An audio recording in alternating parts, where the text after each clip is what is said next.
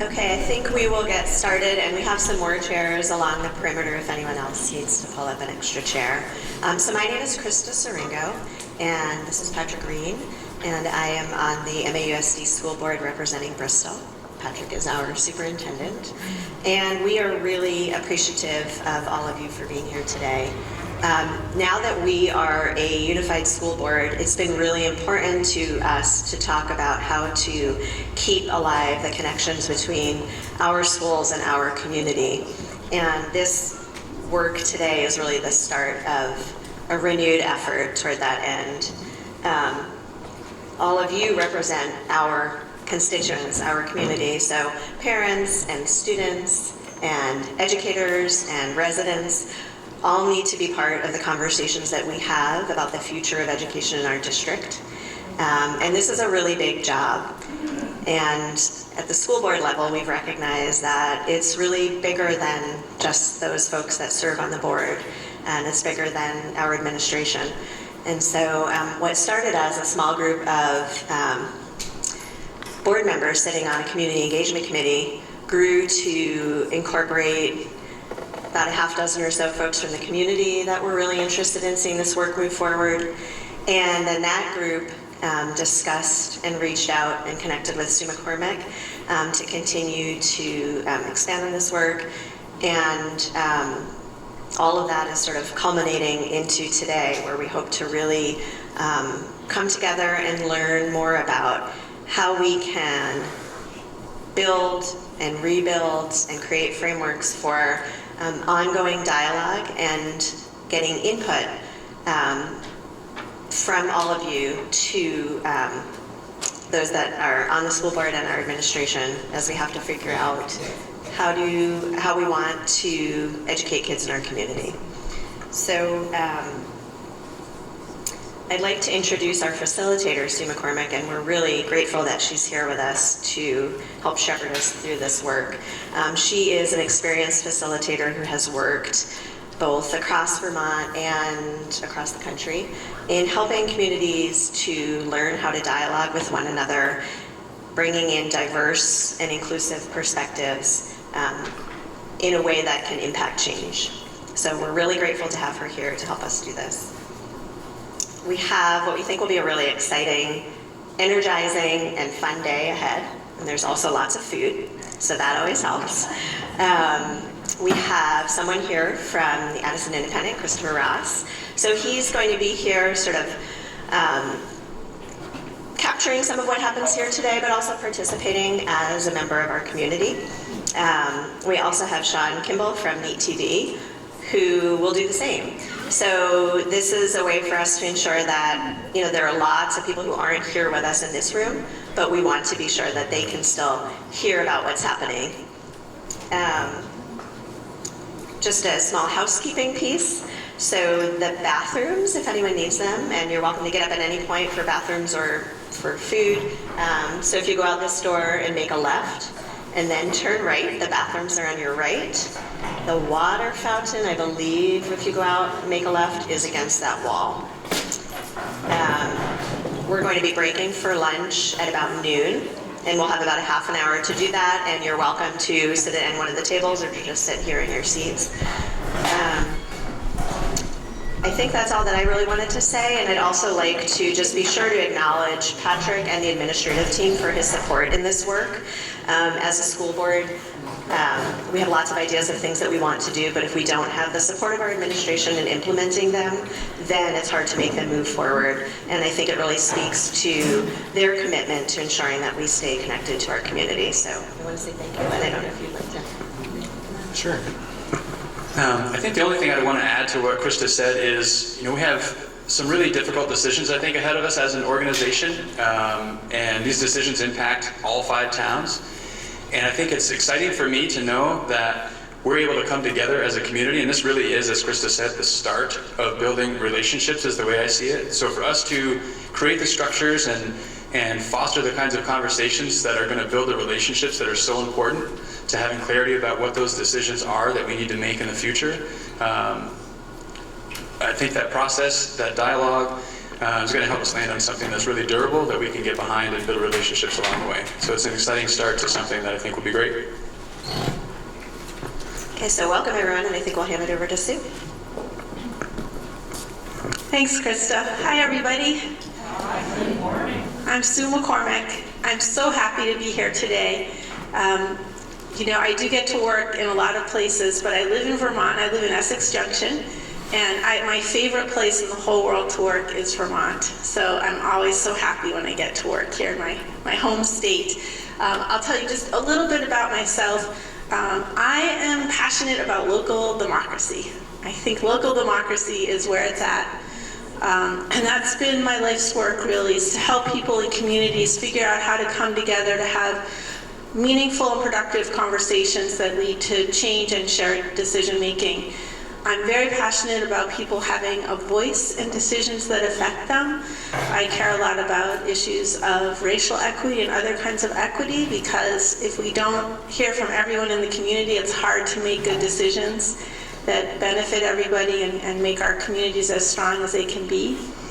I've worked with municipalities and school districts. The last 3 years, I've been part of a big project working with school districts all around New England.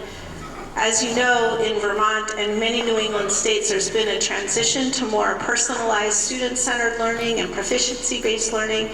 And that kind of shift requires a different kind of relationship and engagement with the community. So I've been doing a lot of work helping school districts around New England really make sure that they're engaging in meaningful ways with their community as they make that change.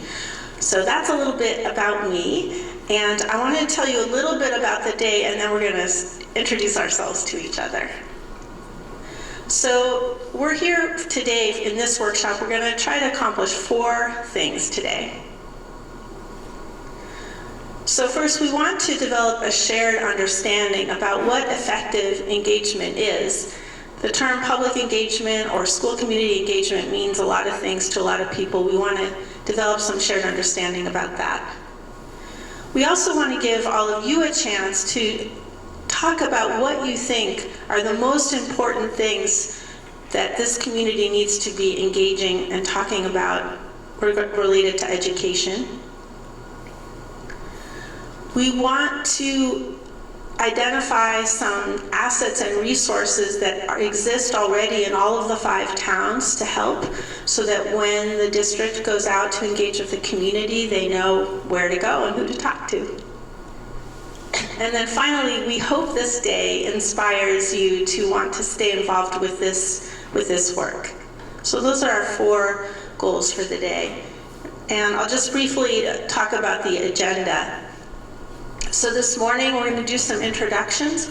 We're going to start with a dialogue on education to give people a chance to get grounded in the topic and also experience what a kind of dialogue-based engagement strategy is like. Then we'll have a break, food, all that stuff. And then I will present some information about what community engagement is and why it matters. And that will take us through to lunch.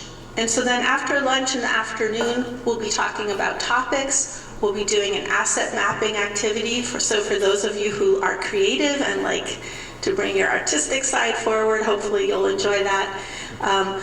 We'll be showing you a timeline for some of the activities that are being planned over the next year, and you're going to have a chance to weigh in on those.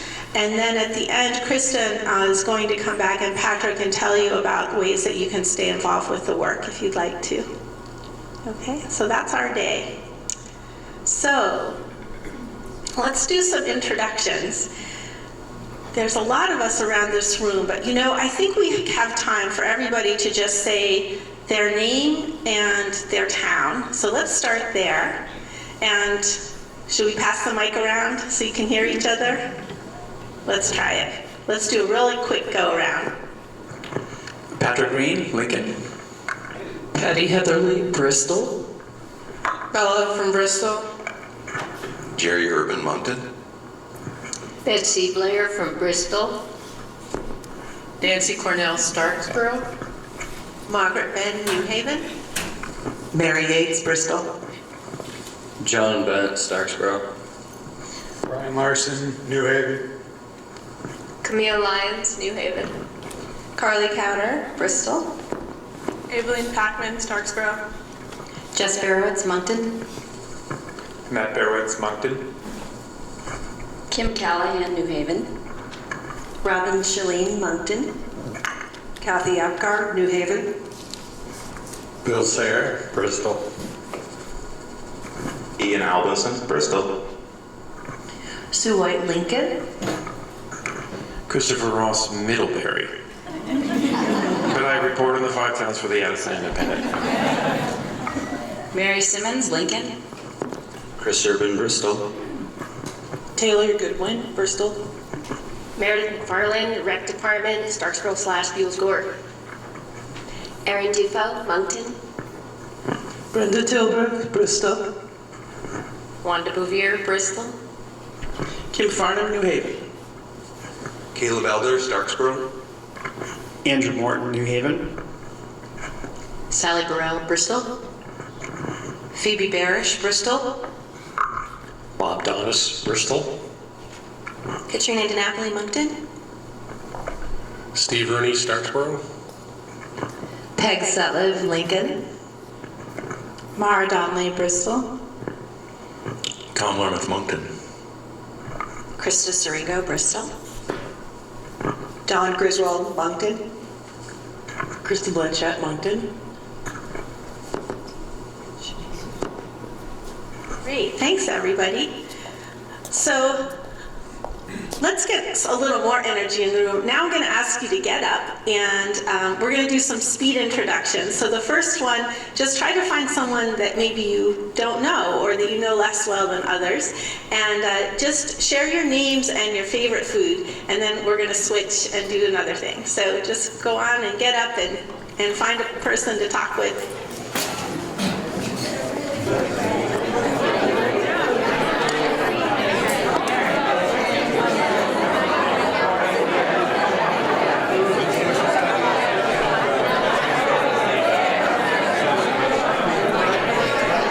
Okay, so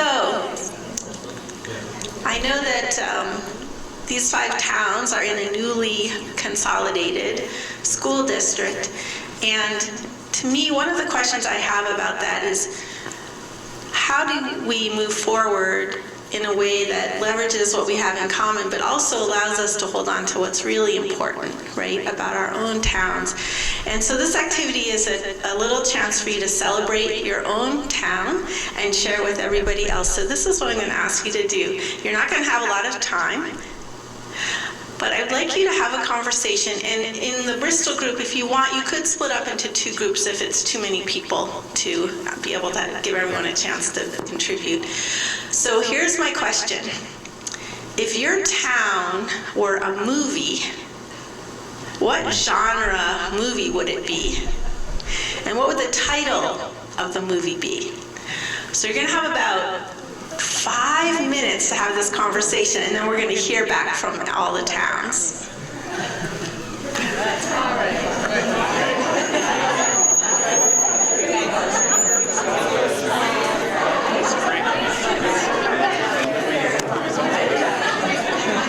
Does any brave person want to go first? Great. Come on up. We're going to give you the mic so everyone can hear you. Why don't you do it together? Well, we're not, but we're All right, so I represent Starksboro, and our movie is a small independent movie about a dog finding its way home, and it's called Follow the Sap Line.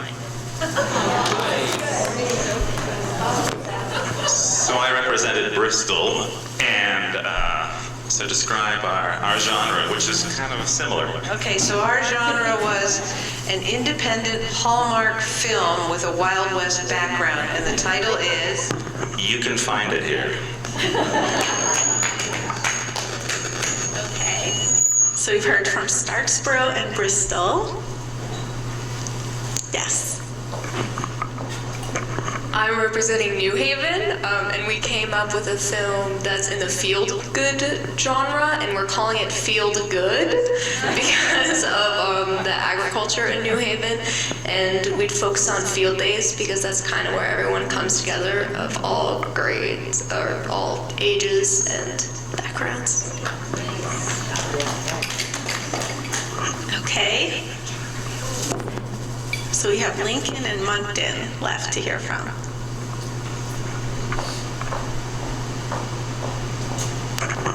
So I'm representing Lincoln, and our movie genre would be adventure, and the title, based on some experiences that we all have in common over the many years we've lived in Lincoln, is the title of our movie would be Gone with the Wind.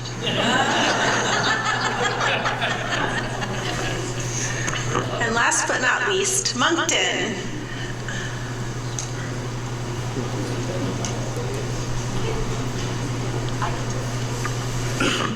I'll go. So our group came up with On Moncton Pond. It's a romantic comedy that's heartwarming, has a little bit of everything for everyone, and even though it's really called Lake Winona, we're going with it. Awesome, great. Okay, so we had, good job. So we had several independent films, romantic comedy, a hint of the Wild West. That's great. Feel good? Yeah. Dogs, of course. We need dogs. Agriculture. Adventure. So I think that's a pretty good representation of all you guys. What do you think? Yeah, great. So as we go through the day, kind of think about, when we're talking about engaging with the communities, think about what these towns have in common, and then also what's special and unique about each of them. And we'll try to leverage all of that, right, in this work. So the next thing we're going to do is we're going to have a little dialogue experience. And we're going to do this for a couple of reasons. When we talk about kind of authentic two-way engagement, it's really hard to know what we're talking about unless we can kind of give you a little bit of an experience. And because this is such a big group, we're going to do this as a bit of a fishbowl. I'll talk about that, how that's going to work in a minute. But I just want to tell you 3 things we're hoping this is going to model. So the first thing we're hoping this is going to model is that a dialogue-based engagement strategy has a few characteristics, and one is that it's small d democratic. So everybody in the circle has an equal voice. It doesn't matter whether you're a student or a principal or a formal community leader or informal community leader. Everybody's voice matters. The other thing that is a characteristic of this kind of particular strategy is that it is a two-way engagement. It's not just people sharing information out, it's a conversation. And then the third thing that just went out of my mind is, that's terrible, that doesn't usually happen to me, but we'll just go with it. So the other thing I'll say is it does give us a chance too to ground our work today in the topic of education, which is what we're here to talk about. Oh, I thought of my third thing. The third thing is that this kind of strategy usually begins by giving people a chance to share their personal experiences and then offers some information. It gives people a chance to deliberate about some fact or information. And then it usually ends with people thinking about what kind of actions can we take. So this kind of strategy usually follows that arc. So we're going to experience a little bit of that. Excuse me, and because of the size of the group, it's a little hard to have the whole group participate.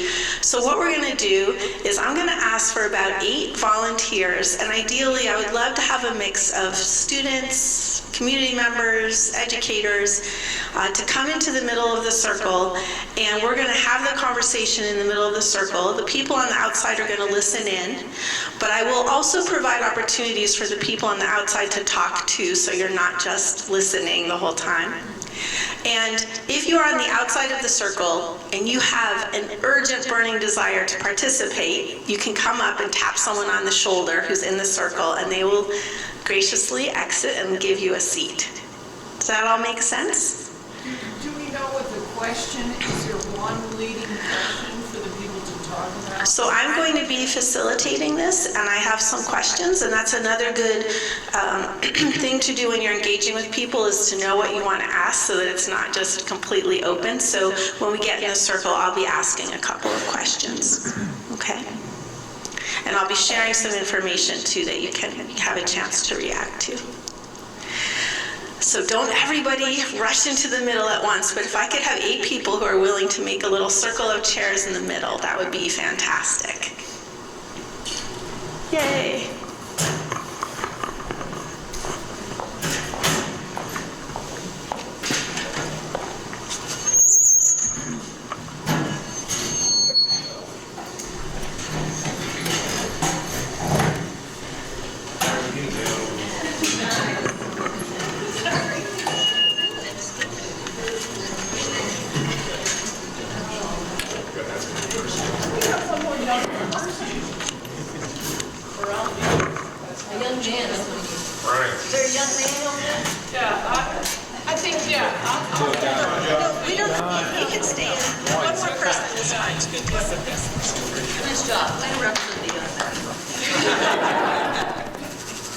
Would a young man like to join?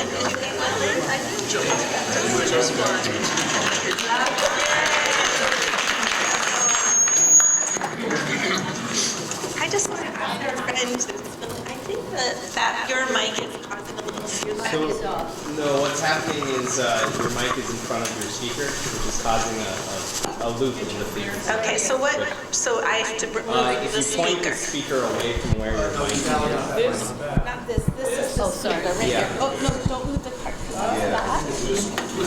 There we go. Thank you for the No problem. AE hint. Okay. So let's pretend we're, I don't know, at the library, and you've been invited to this community conversation about education, okay?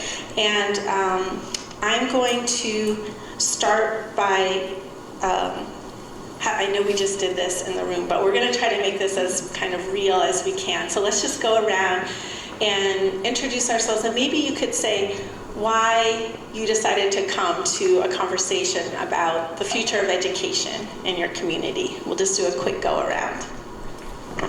Hi, I'm Kristen from Moncton. I just got reelected to the school board, which I've been on for 7 years at Moncton, but this is a different thing. It's kind of nice to represent all the schools or do that. I have one student graduating this year and one in 7th grade and one in 9th grade. And so before I ran for the school board again, I said to them, all right, this means more meetings, guys. And they said, Mom, do it because we need the school fixed up. So that's one thing. I also think that we need to help all children reach their potential, whatever that means. And that that's why education is important to me. I work for the Howard Center in 3 elementary schools. And so I'm in schools pretty much every day. And we just got to go to bat for every kid. Good morning. I'm Tom Larmonth. I teach at Mount Abraham. I've taught there for 35 years. I'm the co-president of the association, the union that represents teachers and staff. And I've been on the negotiating team, and I've done grievance, and now I'm in my current position. Steve Rooney from Starksboro. I'm an architect in Middlebury, but I got interested in joining the school board basically as a community service. My wife is a special educator in Essex Junction, and I've heard lots of interesting stories about how the system works from her. And as an architect, I do school construction projects, and I thought as part of some community service, I would try to help the community move through improvements that were proposed to the buildings. My name is Meredith McFarland. I am the Bristol Rec Department Director. I came on in May. I find that the Rec Department is a great resource, and I feel that the community does know all the programs that we have, but I'm open to suggestions on how to make the Rec Department more financially available and diverse. My name is Sue. I live in Lincoln. I'm an early educator. I'm a career early educator, and my interpretation of that means that I'm working with young children and their families about providing experiences for kids and their families and the teachers who work with them to create environments where everybody is thriving. And my work in our community is trying to transfer that idea and passion into our K-12. I'm Jess Verwitz. I'm principal at Mount Abraham. I am here because I am deeply invested in both the community as well as our schools, all of our schools, and every single individual that is in them or will come our way. So that really is students, teachers, families, and really believe that education is the most important thing to human well-being. Hi, my name is Carla Counter, and I am a student at Mount Abraham. I'm a junior. And although I'll be leaving this school district in a year, I am here because I want younger kids who are coming up to have a worthwhile education experience. I'm John. I'm also a junior at Mount Abe. And as a student that is going to the Career Center, I can attest that it's very important for kids to be able to take a hold of their learning and go where they want to go so that they're successful in their life. Well, thanks so much for everyone being here. Before we dive into the conversation, I just want to share some suggested ground rules to help us have a productive and honest conversation. And you can just see them up there. So one is to share airtime, which just means make sure everybody gets a chance to speak. If you're a person who likes to talk a lot, just try to hold back a little. And if you're quiet, if you can try to put yourself out there, that would be great. All ideas get a fair hearing. So if somebody has an idea that you think is kind of weird, maybe ask them some questions about it. Don't just shut it down. It's okay to disagree, but don't make it personal. We're asking you in this circle to speak as yourself, not as a representative of a group. So even though we have educators and school board members and students in the circle, we're just asking you in this experience to speak for your own experience. So like Carly, you don't have to feel like you have to speak for every student at the high school, right? And then personal stories stay here unless you get permission to share them. And I want to say that to the whole room because I'm hoping that we'll share some personal stories. And so anything personal that we hear, if it's a story you want to share, please go up to the person who shared it and get their permission. And if they don't want it shared, then we need to honor that, okay? So, can everybody live with those? Okay, is there anything you want to add that's not up there that you need to just be able to say what's up, whatever's on your mind?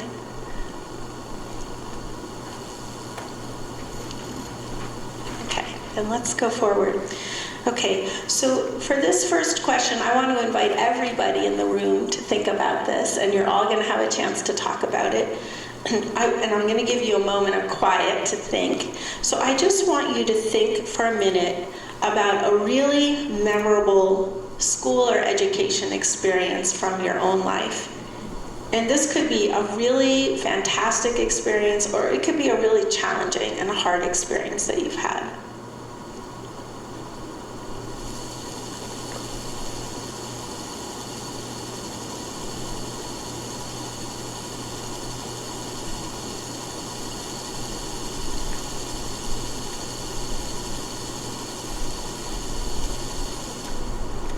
So when you're ready, I'm going to invite you all to pair up with one person in the circle. You can turn to your neighbor, and people outside of the circle can pair up as well. And just take some time to briefly share your stories with each other.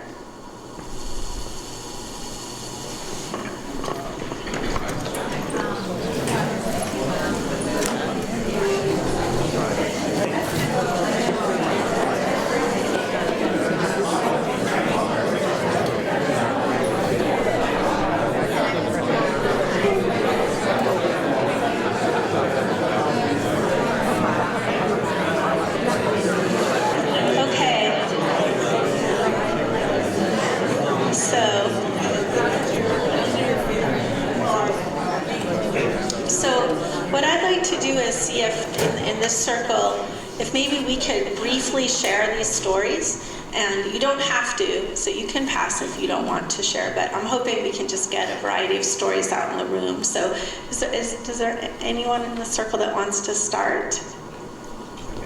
Okay, and we're going to make them pretty brief if we can.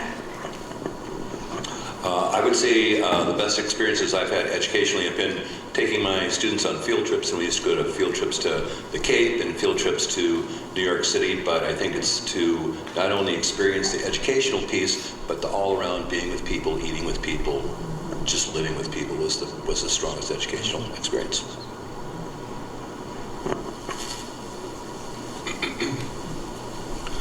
So the story I shared was a 10th grade humanities teacher that I had in Virgins, who was very courageous in what he taught us.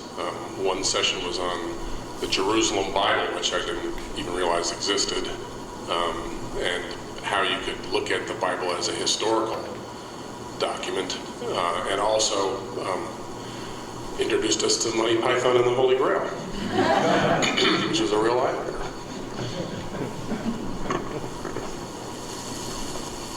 So my story that kind of changed my life a little bit was when I was 12, I played baseball for Starksboro, and I was quite good, and I made the All-Stars team.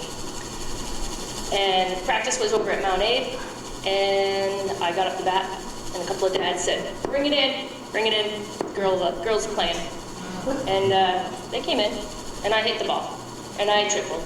So I was pretty stoked. I made the team, but what really changed my life was when a group of dads came over and said that I shouldn't be on the team, and I took the place for other sons. And so from there on, I always had this feeling of, I would like to swear, but I won't. But it empowered me. And from there, I excelled in every sport that I possibly could. And one thing though, when I was asked to be a quarterback for the football team at the school I went to, I said absolutely not. I'd rather throw the jab. But that experience right there in a quick 5 minutes where I was supposed to celebrate was quickly taken away from me. And so anytime that I see where I can be a mentor to a young female athlete, I want to be that person and support them. My story is not very profound in the least, but it's a third grade memory that came right to the surface when you asked for an experience at school. And I think it was Valentine's Day. I'm not quite sure what Hallmark holiday it was. I was very wound up about it and excited. I had probably prepared for it and dressed for it and talked about it on the way to school. And when it was time to get down to work and put my name and date on the paper, I piped up, "We should all put Valentine's Day on our paper." And my teacher sent me out of the room. And I don't really remember standing out there, but I remember walking through the classroom and making my exit, and just the humiliation and downcastedness of my exuberance had been snuffed. My story is related to a 9th grade English class that I was in. And I had always been a very voracious reader in elementary school, middle school, and a pretty competent reader. And I remember being placed in the level 2 English class. We had a tracking system in my high school. And me and a group of my friends ended up in this class together. And I think some of it was, I was a little bit wild in high school. And it was also socioeconomic. You could see that those who ended up in level 1 were often the affluent students. And so and the class was pretty unruly because that's not really best practice. But I remember reading books that were just not compelling, and we weren't really digging into analysis or anything that was rich. And I just remember this moment of, this class is not feeding my soul. Please move me into the other class. And I was moved, and I thrived much better. But that recognition of the structures we make that label students and how that might limit them has stayed with me for a long time. So mine, it was sort of vague at the beginning, but I'll harness a specific moment. What I said was all of the experiences I've had, like doing extracurricular activities. So whereas we have sports, so I do softball and basketball, and then I also do the musicals. And in the musicals, it's nice because you're with them usually, sorry, 2 or 3 times a week for 2 hours or so. And it's really nice, as well as with sports, you're able to really get to know the other kids better. In school, you get to know them as well, but obviously you're mainly there and you're supposed to learn. And whereas with sports, you really get to know each kid on an individual basis and just get to know more about them, and it helps you a lot actually with school as well. Because, well, with basketball, when basketball was happening, I would see one of the girls on my team in the hall and I would say, hi, how are you? And usually kids don't necessarily do that if they don't know the kids that well, but it was really nice. So my story is from last year, and it was when I was exposed to the idea of going to the Hannaford Career Center. And shout out to Miss Dufo, who helped me be able to go. But it was just like very eye-opening. Like I could take a hold of my education and do what I want to do. I don't need to necessarily sit in a classroom all day and learn things that I'm not really that interested in and aren't necessarily going to thrive in. And so I feel that by taking a hold of your education, you can be a lot more successful, and that's kind of what like opened the door for me. So I talked about a 10th grade teacher I had, and so when you said 10th grade, I was like, oh, it must be something about 10th grade. And just being a very inspirational teacher. She was from California like Tom, and her parents had been blacklisted, and I didn't know about any of that. So she just talks about stuff that was important that other teachers didn't talk about. And I became moved in talking about that because Tom is such a fantastic teacher and he's meant so much to my kids. So it was moving to talk about my most amazing teacher with what I think is an amazing teacher. So my theme was teachers matter and make a difference. So, and I don't think they hear that enough and how much I really appreciate them. So thank you, whatever teachers are here. That's awesome. Thank you so much. So now I know we're getting real right away. That's awesome. What other themes? So the power of teachers and adults was a strong theme around the circle for good and for not so good, right? What other themes did people hear when they were listening to all the stories?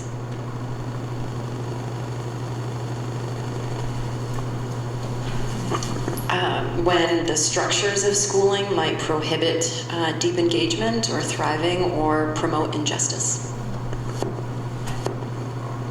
Any other themes?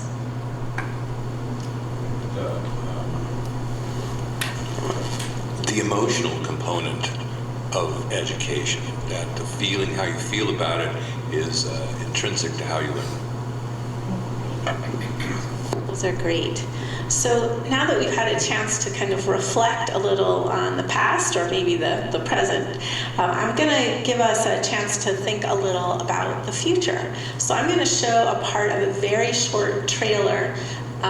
So I'm going to get up and deal with the technology, and just keeping in mind what you just talked about, take a look at this and then we'll talk about it, okay?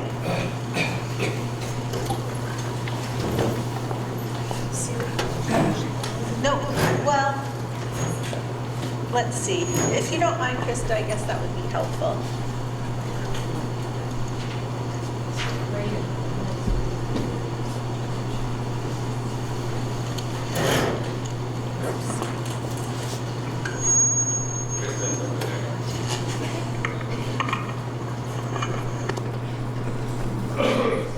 Hold on, sorry. Hold on a second.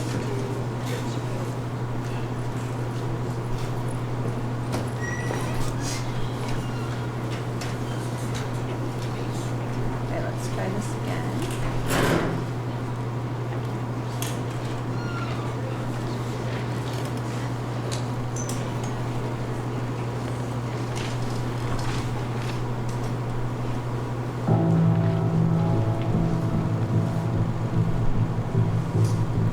divide the day up in high schools into bits of time, into 40 or 50-minute blocks typically, and then we ring bells and people start to shuffle around the building and do something else. That's an organizational device, it's not an educational principle.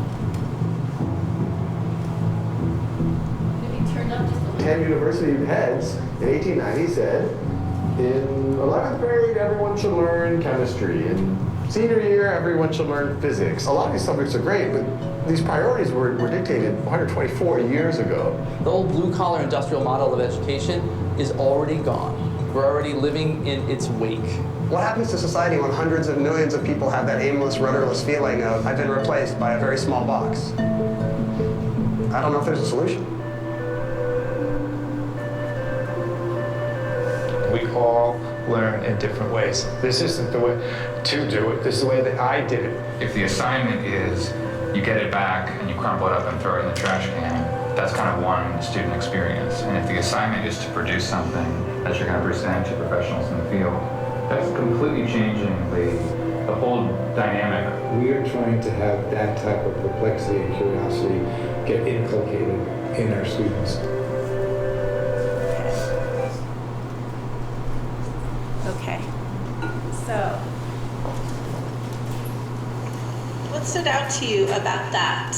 Why don't we give people on the outside a minute to talk? I know it's challenging to do all this listening, so let's do a little pair discussion again. Just what stood out to you when you saw that little trailer about the future, according to their perspective? You can just turn to each other for a moment.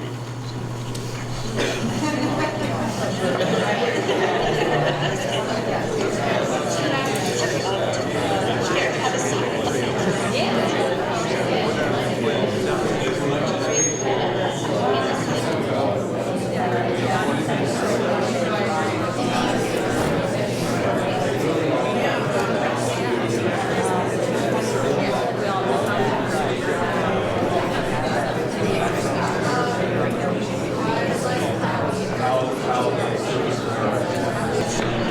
Okay,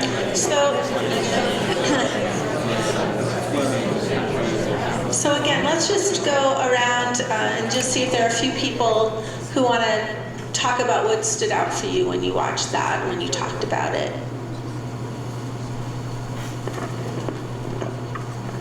So watching that video, it kind of reminded me of some of my classes that I took that were outside.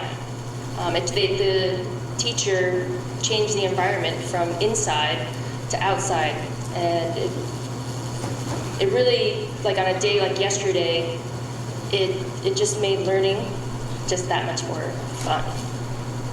So, changing the environment. And I was reminded that we are educating our kids with a model that is completely outdated. And I would love to move into the future for our kids. And for ourselves, for heaven's sakes. I think just the engagement that comes from authentic, real, meaningful work that students get to direct and co-direct with support is transformational. I just like the fact that everyone, one of the guys was saying how everyone learns in their own way, and how interesting it is. I was talking with Jess about how, like, if you observe one kid in a specific class, let's just say English, and they don't necessarily excel in that class, but then you go to math class and you're with them as well and they excel. It's just crazy how, depending on the environment that they're in, they're able to be more engaged and be way more interested in the subject that they're learning. I 100% agree with that because this video reminded me of what I'm doing, and it also it kind of seems almost like moving back, because it used to be that it was our educations were more career centered. And so I think that's more important, because that's the end goal of education, is to come out being able to go into a career. And so if learning a broad a broad range of things is good, so that way we can like figure out what we want, what we're interested in. But then once we figure out what we're interested in and the direction that we do excel in, then we can go that direction and focus on those things. So I think about motivation, and part of my job is first to get kids' mental health needs met, but then the teacher's like, how do we motivate them to do, like you said, math or English? They'll do math, they love math, but they won't do English. And so a couple of kids I work with recently have had to do special ed evaluations, and they don't like that. There's a lot of testing and blah, blah. And so what I tell them is this is so the teachers can learn how to teach you better. And so how can we learn to teach each kid better? Again, when I get back to that idea of helping kids reach their potential and kids learning in different ways. Some kids can learn this old rote way, and a lot of kids, it's not optimal. So how can we learn to teach each kid the way that they learn and then actually implement that to the best of any school district's ability?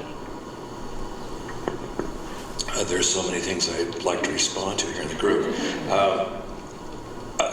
What came to my mind when I watched that is the power of logistics, and that education is really controlled by logistics. And as much as we think about ideas that we'd like to do and great plans to do, it really all comes down to the use of time, the use of space, and the use of people. And that all involves money. And that's such a controlling factor. And so the inertia of our system is so vast that it's the kind of the nuts and bolts that really need to change, and then other change can happen. But if the nuts and bolts don't change, it's locked into what it is.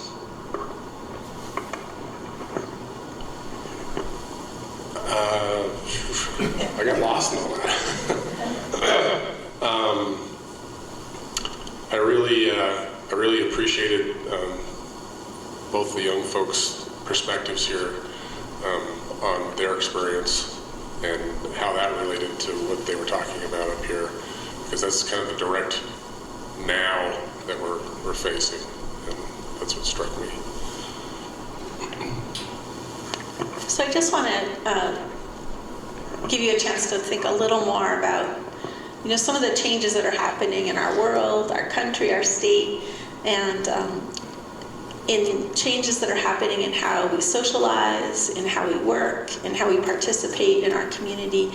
And I wonder if anybody would like to talk about what you think the implications are of some of those changes for education.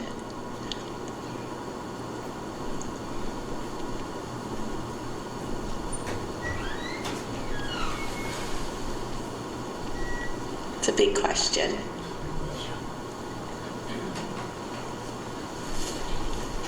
It's a big question. I'll take a stab at my emerging thinking. But I think that there is a deep human element to education, and that it's very relationship driven. And we know that 80% of communication is body language and tone and all these other things. And so, I'm not sure I've had a profound learning moment or a profound relationship moment through text or Facebook or something like that. And so I think being able to be together in a circle and look eye to one another and hash out these big questions in a way that we all know is evolving and there is no end to. There's not a lot of space for that. There's a lot of reactivity, I would say, on social media, as opposed to just creating space for people to explore difficult or profound things. That's funny, because right when you said the question, I was thinking social media as well. It's a good thing, and it's also a bad thing. Yeah, I can see it very well as a kid in a school, and how social media can distract kids from doing what they're supposed to do, but also encourage kids to share their voice and share how they feel, because if there's a shy kid, maybe it's easier for them to share how they feel when they don't have to say it out loud. But also it's a good thing to have a kid have the experience to share it with other people face to face. It will help them be less shy. It will help them gain the experience of talking to people. But it's also really nice when you're able to share your opinions and not necessarily like face to face, when you're able to share it with like a broader spectrum of people that might not even live in Vermont or just live around the world.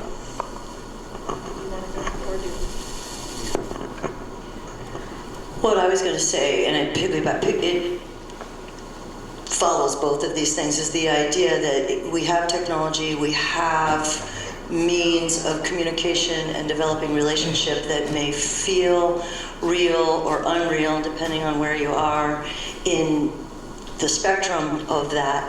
But if we can create spaces both within the technological realm as well as our personal interrelational realm that's safe and empowered and supportive for both our individuals and our families and our educators and the people who hold power in those institutions, that maybe we can come to bringing those pieces that you were talking about, Carly, with the need to interface human to human. I just really feel like that whole supportive embrace is pretty paramount. Come on, Wanda.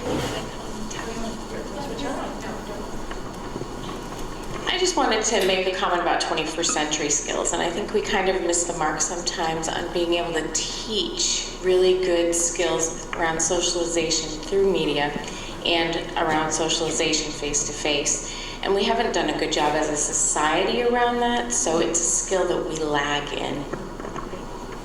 Thank you so much. I just wanted to add the idea that now and in the present and future, the idea that it's still important to be able to work as a team member. The importance of teamwork. Is there anyone else that wants to comment in the circle before we move to the next part of our conversation? We have one more piece of this left. So part of the logistical thing that Mr. Laramith was talking about can be overcome with the use of technology. I know a lot of people who are doing like independent learning opportunities, or they're homeschooled and they're able to pursue their a specific educational course through like online courses and things of that nature, and so that's a great opportunity because it's a lot easier to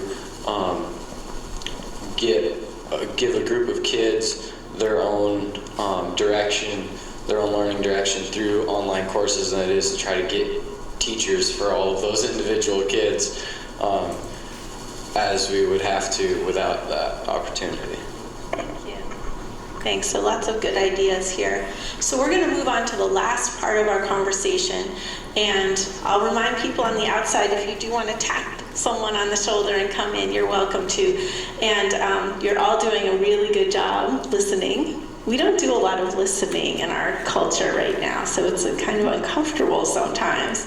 But we have one more piece of this conversation. And so the final piece is to keep in mind everything we've talked about. So we've reflected a little bit on your past experiences. We've talked a little about where things are going.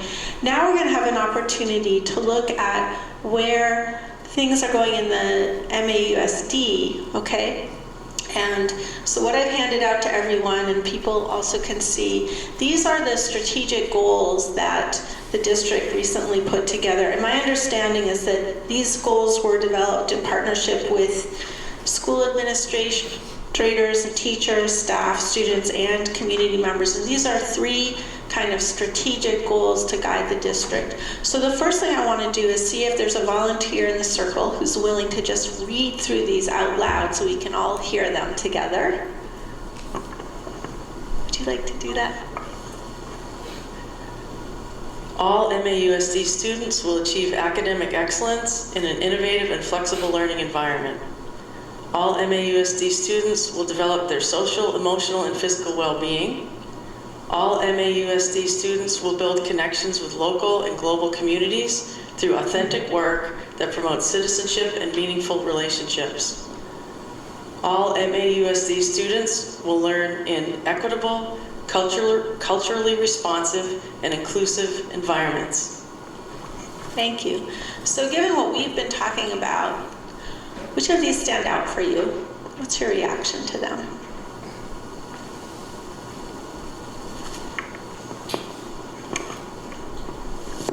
Well, it's a little funny because the response I would have had to the last question, which was, how do we see things developing in the future? The first topic here was the word that I was thinking of, which is flexible.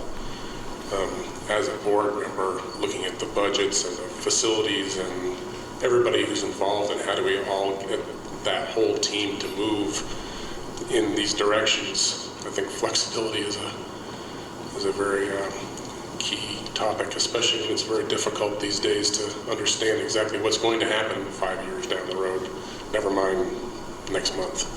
So.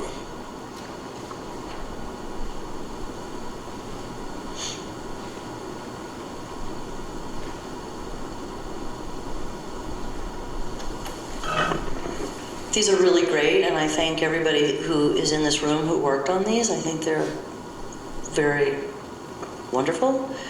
I think about the idea of interdependence and independence and autonomy and the ability to work cohesively in groups.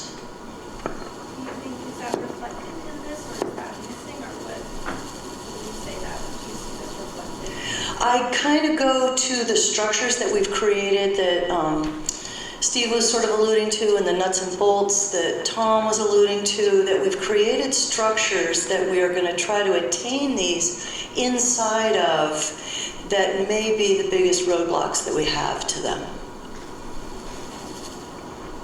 I guess I'm struck that almost all of our personal experiences that we first shared are reflected in these goals.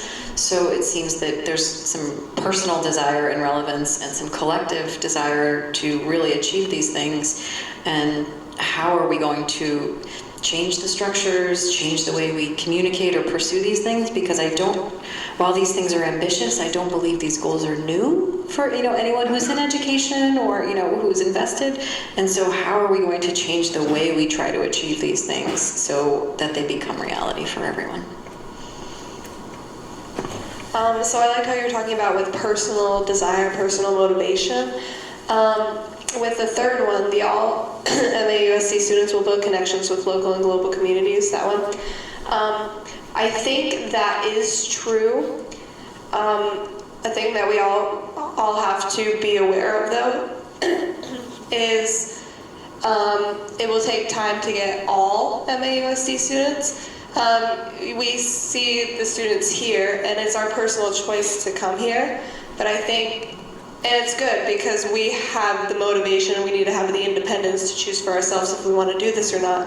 But I think if we incorporate that more into the school system, not necessarily like forcing students to have more meaningful relationships with our community, it would make the students more apt to come to things like these and more apt to do work in our communities. It seems like you're speaking to that last one. Yeah. One last question. What would you like school leaders to keep in mind? Some of you are school leaders, so maybe I'll address this to people who maybe are leaders but don't have formal leadership roles. What do you want school leaders to keep in mind as they work to achieve some of these strategic goals?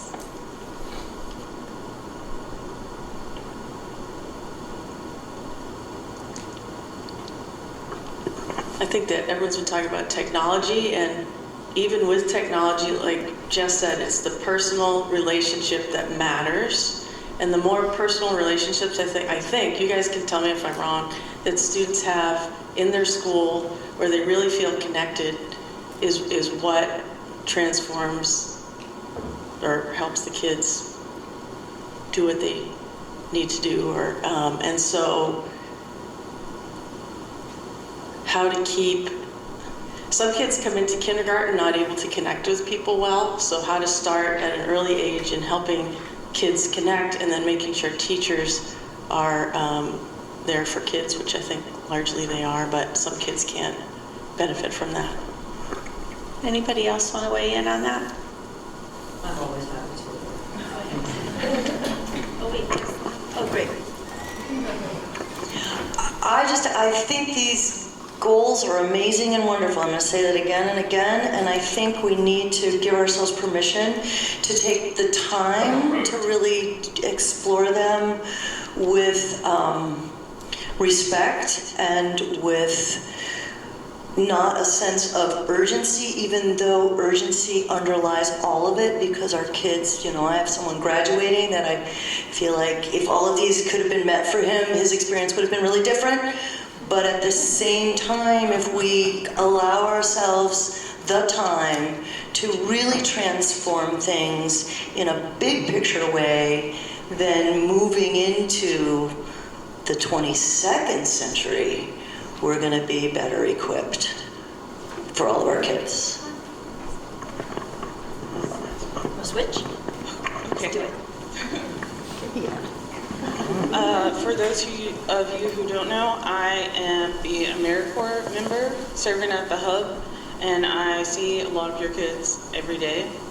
I am from North Carolina, and I moved up here pretty recently, so I'm not very versed in how exactly the school district goes. But a lot of these goals reflect a lot of the issues that North Carolina schools encounter. And I think it's important to know that even though change is going to take a long time, there are small things that we can do right now. Like you mentioned before that we need teachers are trying to find a way to teach kids better in a way that they understand, but you can have kids learn in the way that they do. Like in our AmeriCorps trainings, it's a very open environment. You can get up when you want to. You don't have to raise your hand to go to the bathroom. You can sit on the floor. You can walk around the room. Some people sit on top of the trash cans during our lectures. And some people knit. When the hens are busy, the brain is developing. Matla says that, who's over at the Clay Studio. And so if we allow kids to learn the way that they want to and have less control over exactly what they do, you will be able to have better connections, and the kids will have a much better experience at school. So what I want to ask now is we're going to bring our conversation to a close, and I want to invite you to share. So remember, we started with those personal experiences, we watched the video, we talked about the future, we talked about these strategic goals. I just want you to reflect on what you think were some of the key ideas that came out during this conversation.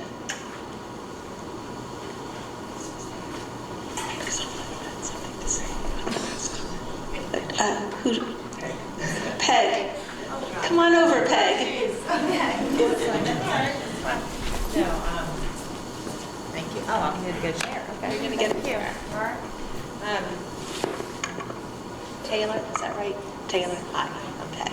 I just wanted to piggyback on what Taylor was kind of alluding to with the settings and some of the schools in North Carolina. It sounds like, I guess if you had asked what we could say to school leaders, I would say to, think outside the box and try to, assure yourselves to be brave and take a risk. I know it's really hard to do when we're used to doing business the way we do business, but I think even in small ways, like Taylor mentioned, these you can kind of nudge in the direction of some of these higher goals that we all have for our education system. I know North Carolina, other states, there's, European countries, there's a lot of things happening that might not necessarily be a huge, major costly change, but it's just small shifts that can move us towards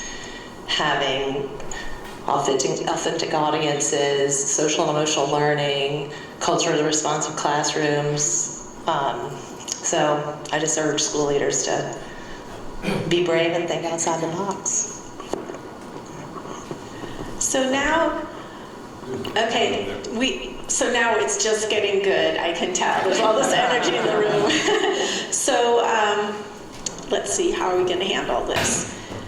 Why don't we just have some people come in and tap some, well, actually, let me close this and then we'll get some outside voices. I just want to see what you think I'm figuring out my next facilitator move here, right? So I'll do it very transparently. I do want to give the people in the circle an opportunity to talk a little about what it was like to participate, but maybe what we'll do is, why don't we have the people who have their hands up come and take the place of some of the folks in the circle. You guys can go out, and in a little bit we'll come back to you and just see what it was like for you to be a part of this, okay? So the people who have their hands up, come on into the circle. You don't all have to leave, just enough chairs for the people who have something they want to say. Taylor, you can stay, you just got here. Okay, so we're going to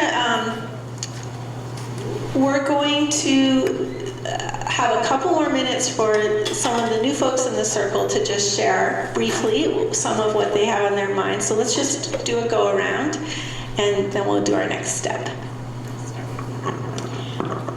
I would like to speak to the having kids be able to explore their special interests, which helped me a great deal in high school.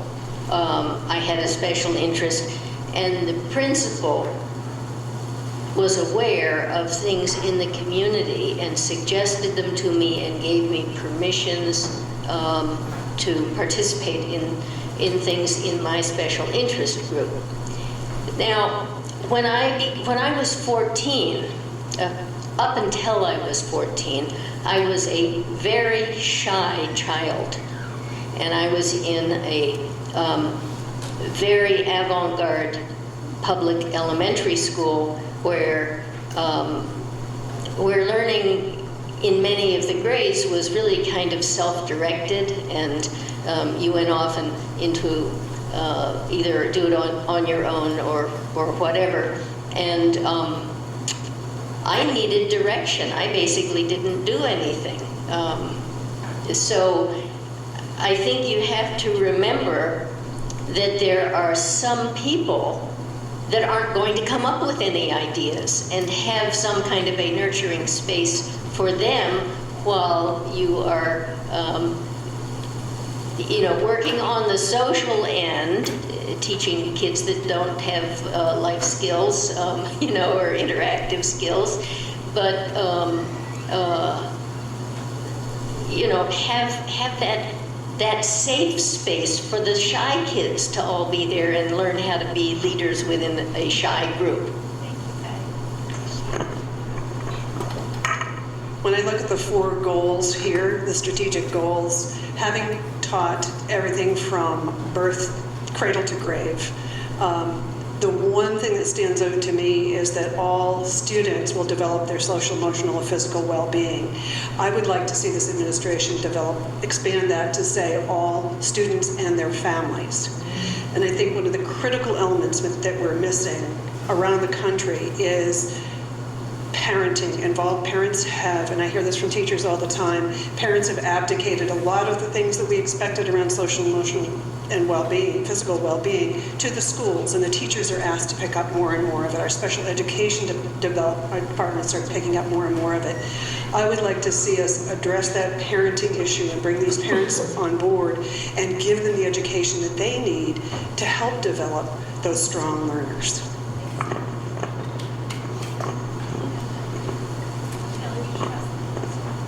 I do have a question. So back in my hometown, we also had a career center, and our school district probably had 3 times as many students. How will you cater to all of the students who want to experience like concentration or whatever? I don't know what's the word. I think that's my question to you was, what do you want school leaders to keep in mind? I think that's a big and important question for them to grapple with, right? Yes. Yes. And wait. As someone involved in trying to meet these goals, I find that, and this is not anything new, that the bureaucracy is the big thing that helps to delay this sort of thing happening. Bureaucracies tend to think of themselves as the leaders, and we are the ones with the ideas. Really, whereas from my point of view, they really should think of themselves as a good first grade teacher who encourages their staff to bloom and to, even if it's a silly idea, to discuss it with them. Maybe it will lead somewhere. The third goal is what really struck me, and what I'd like to ask educational leaders to do, and I think I can maybe say this because I was one, is authenticity. And it says in there, authentic work. And what does that mean? What does that mean to the school leaders? Authentic work, authentic relationships, deep relationships. I keep hearing that all around the circle. Relationships with peers, relationships with your with other students, authentic work, authentic. I think that word is such an important word for people who are working with young people to say, what does that mean in 2019? What does authenticity mean? And what does that mean in terms of promoting citizenship and meaningful relationships? And what Kathy just said about families, that involves families also, in terms of how do you develop meaningful relationships with families so that then families can support their students in developing meaningful relationships and authentic work. What does that mean for a family? And I'm so struck by what I've heard from the students and what I've heard from the group in terms of what were those authentic work things that people have done. It was sports. It was being able to attend the career. It is being able to attend the career center. It is being able to follow a passion. Travel, I heard that from some people too. So authenticity.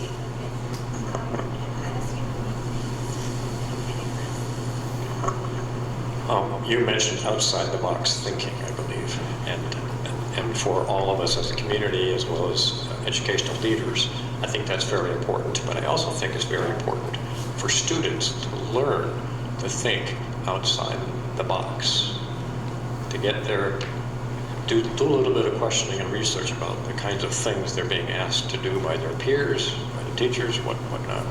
And I think that's important too. Thank you, everybody, for being part of this conversation. There were some really great themes, a lot I agree about relationship building. There was interesting conversation about technology and the challenges and also the opportunities with utilizing technology. It seemed like when people talked about those strategic goals, what I think I heard was they're great goals, but it's going to be hard to implement them, especially when there's a lot of structures in place. I think someone talked about the logistics that are in place. So those are some of the themes that I heard. I was planning to debrief this now, but I think everybody needs a break. So what I'm going to do is, first of all, I just want to, let's give a hand to all the people who came and sat in the circle.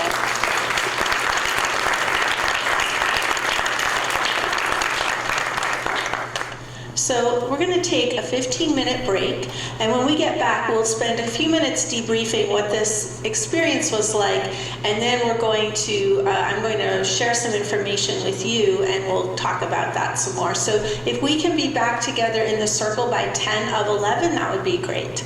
I've refreshed the food. And please help yourself to food. Thank you. So what I'd like to do is take 10 minutes to debrief that conversation, and then we're going to move on to the next piece. So who wants to volunteer to be a timekeeper for that? Anybody? Thank you. Thanks. That would be great, because we could talk a lot about that, but I want to make sure we get some other information too. So first, I want to start with people who were the original participants inside the circle, and just ask you, what was it like to be a part of that conversation?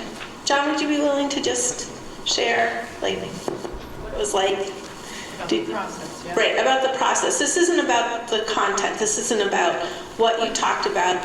This is just about, as a way to have a conversation in your community about of importance, such as education. What was that like? Can I just ask a clarifying question? Sure. Timer? What yes. Am I timing? Just at like 3 minutes after, give us a 2-minute warning, okay? 3 minutes after 11. Give you a 2-minute warning, please. Thank you. I think it offers a unique opportunity for students like me and Carly to be able to share our opinions to the whole group. I feel like that doesn't really happen all that much. Carly, do you want to share what it was like for you? I liked how, even though each of us had different opinions, we were able to respectfully talk about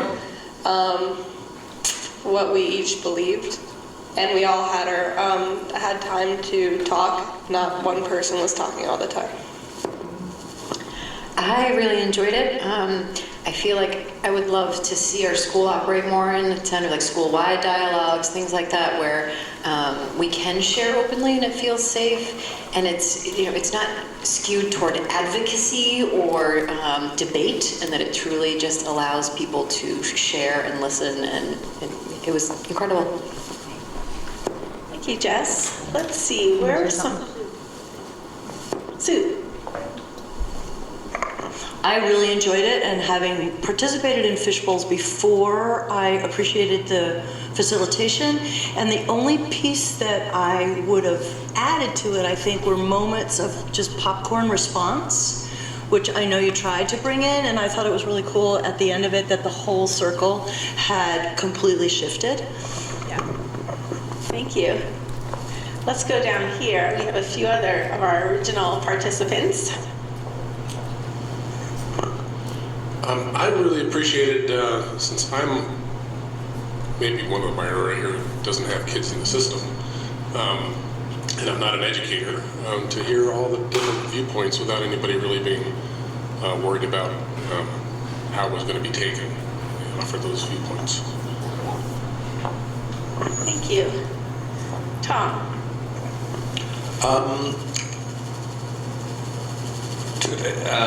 I would have liked more opportunity to respond to what other people said in the circle. And so, everyone said their piece, but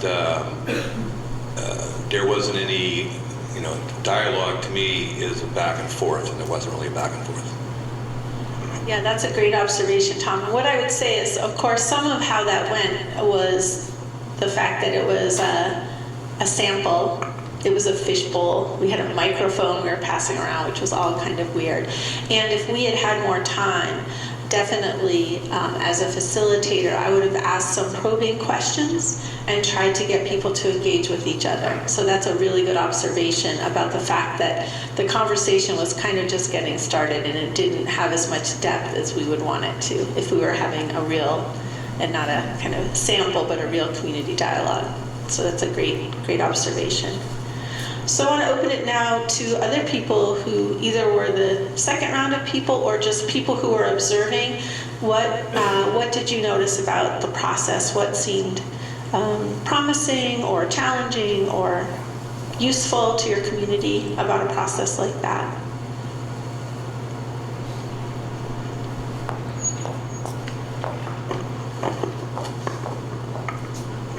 I think asking people to identify the themes that they heard in the conversation helped us all make sense of the dialogue.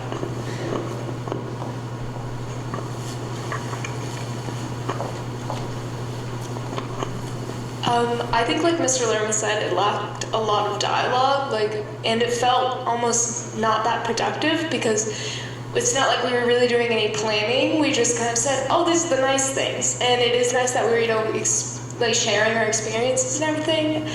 But I thought, coming here, it'd be more like, we're going to do this to advocate for the students in the education. And it's more just like, oh, this is cool.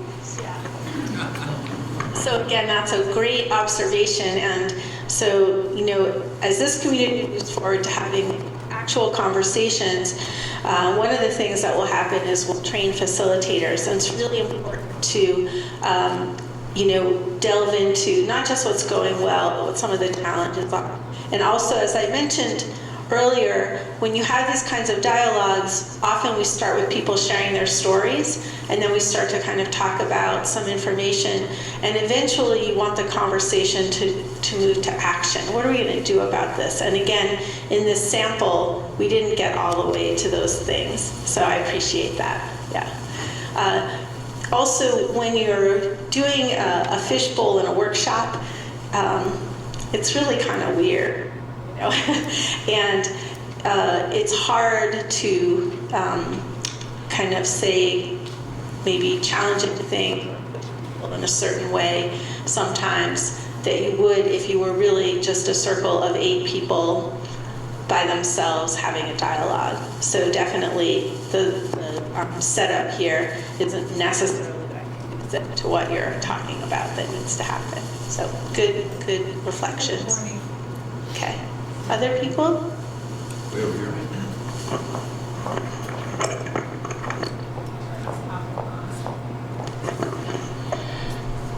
Just to respond to Cammie, because I sort of sometimes get that feeling like, okay, so what are we going to do next? But so I wonder if what might be helpful, and maybe you did this, Sue, but I might have missed it. But before we embark on the circle conversation, to talk about what is the purpose of it and what are the outcomes that we hope to have, and are there any action items? Maybe they're not. Maybe the outcome we're hoping for is just building understanding, and that's it for now. And then at a later time, there's more of an action to go out into the community to do A, B, or C. Great point. Other people? So having been through the process of the negotiation model that is being used now, it seems that, and to answer to Carly's point, that you have to, before you can come up with good solutions, you have to have trust within the stakeholders involved. And so also knowing that any outcome is not going to be exactly what any one individual person exactly wanted, and it involves compromise. But you can't get, it seems to me, in groups to compromise unless you have, and come up with actually good solutions unless you have trust. So my understanding was that was sort of what today is about. And so it's part of the process, Carly, and it takes a really long time. I got on the school board to try to help that issue with negotiations and trying to avoid a strike, and it took 7 years to get there. So I hope this doesn't take 7 years. I really do, because that's a really long time, but that's some sometimes how slowly things move, unfortunately, but hopefully the trust can happen sooner. Thank you. Okay, one more. We'll go back to you, and you're going to get to have the last word on this part of the conversation. I'm all for building trust and everything, and I totally understand what all these activities has been for, but also it still feels unproductive to me because I went to a community forum about a year ago, and we kind of did the same thing. Like, we talked about, oh, it'd be cool if we could do this and this, and we made no action to do it. And I feel like we just keep going through that first step over and over again instead of like, oh, this is us, like this is what we want, now let's talk about this and this. Yeah. It's just 2 hours. Camille, that is a great segue to what we're going to talk about right now, okay? So thank you for keeping time.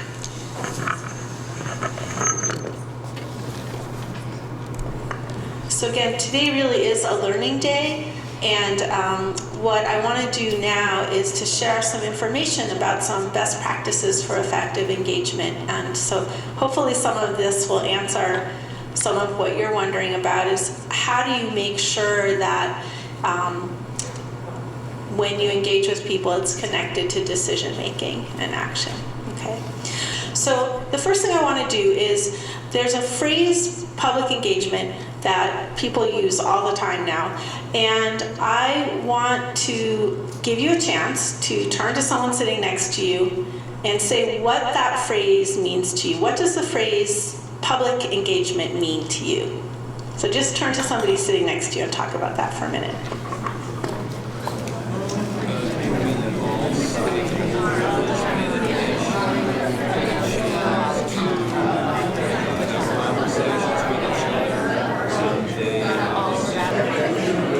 Okay. Does somebody want to share with the group? Yes. Hi, my name is Kim Farnham, and I live in New Haven. I'm currently a member of the Hannaford Career Center Board as a community at large member. And we have a community engagement committee, and we looked at this and said, okay, who is our community? It's not just the students, it's not the board, it's not the administration, it's the voters, it's elderly, and then we had to sit down and say, well, how do they communicate, or would they like to communicate with us? So we looked at our website, it was horrendous. So we've hired somebody to come in and do that. Students communicate differently, you know that. Peers, internet, all the other pieces. So we looked at that.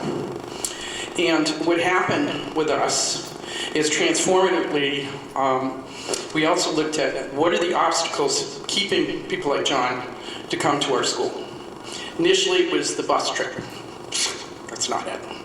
So, as I mentioned to Patrick, one of the things that occurred in the last year was we sat down with all the sending schools and looked at schedules. Well, the schedule wasn't conducive for anybody to come to our school, except maybe Middlebury, which is attached to the remaining building. Now that that's shifted, this year alone, the projected enrollment from Mount Abe has doubled. I will tell you how positive that is. Our open house that we had on Valentine's Day, we had 400 people attend. And because we brought the community in, we have a maker fair where people come on Thursday nights and share that experience with each other. They also mentor the students. I'm getting very excited about it because it's so much fun. They also did a partnership with the regional waste group to do a repair fair, thank you. And people came into that building, and we talked about this at our meeting last week. They had never been to the Hanford Center. And we're so excited to see this, and I call it my little diamond in the county. And we also have students from the Rutland area and Brandon and those areas that may be also interested in coming to our school. We're getting ready to do the construction. That's going to be a new major that we're bringing back, and it will involve the local people, electricians, plumbers, and so on, so that these students can apprenticeship with them and collectively gain hours to go ahead and get their licenses as needed. But anyway, those are some things that we're doing, and we do it well. Come and visit us. We'll show you how to do it. Okay, great. So Kim, You gave us some great examples of things you're doing. You didn't quite answer the question, but I got some answers from what you were saying. You got your time to say that. You talked about communication. You talked about mentoring.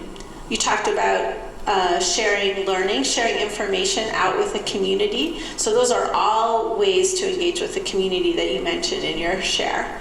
And students. And students. Yeah, yeah. In our conversation, we talked about, in addition to what you've just mentioned, that the public has an opportunity to ask questions and get information about the schools in this case. And there's an opportunity for the community to be part of the adventure. Great. So those are great. So when I talk about engagement, I'm talking about all of those things and more. So very broadly, engaging with the community are a whole range of activities by which people's concerns and interests and values are incorporated into decisions and actions about things that they care about.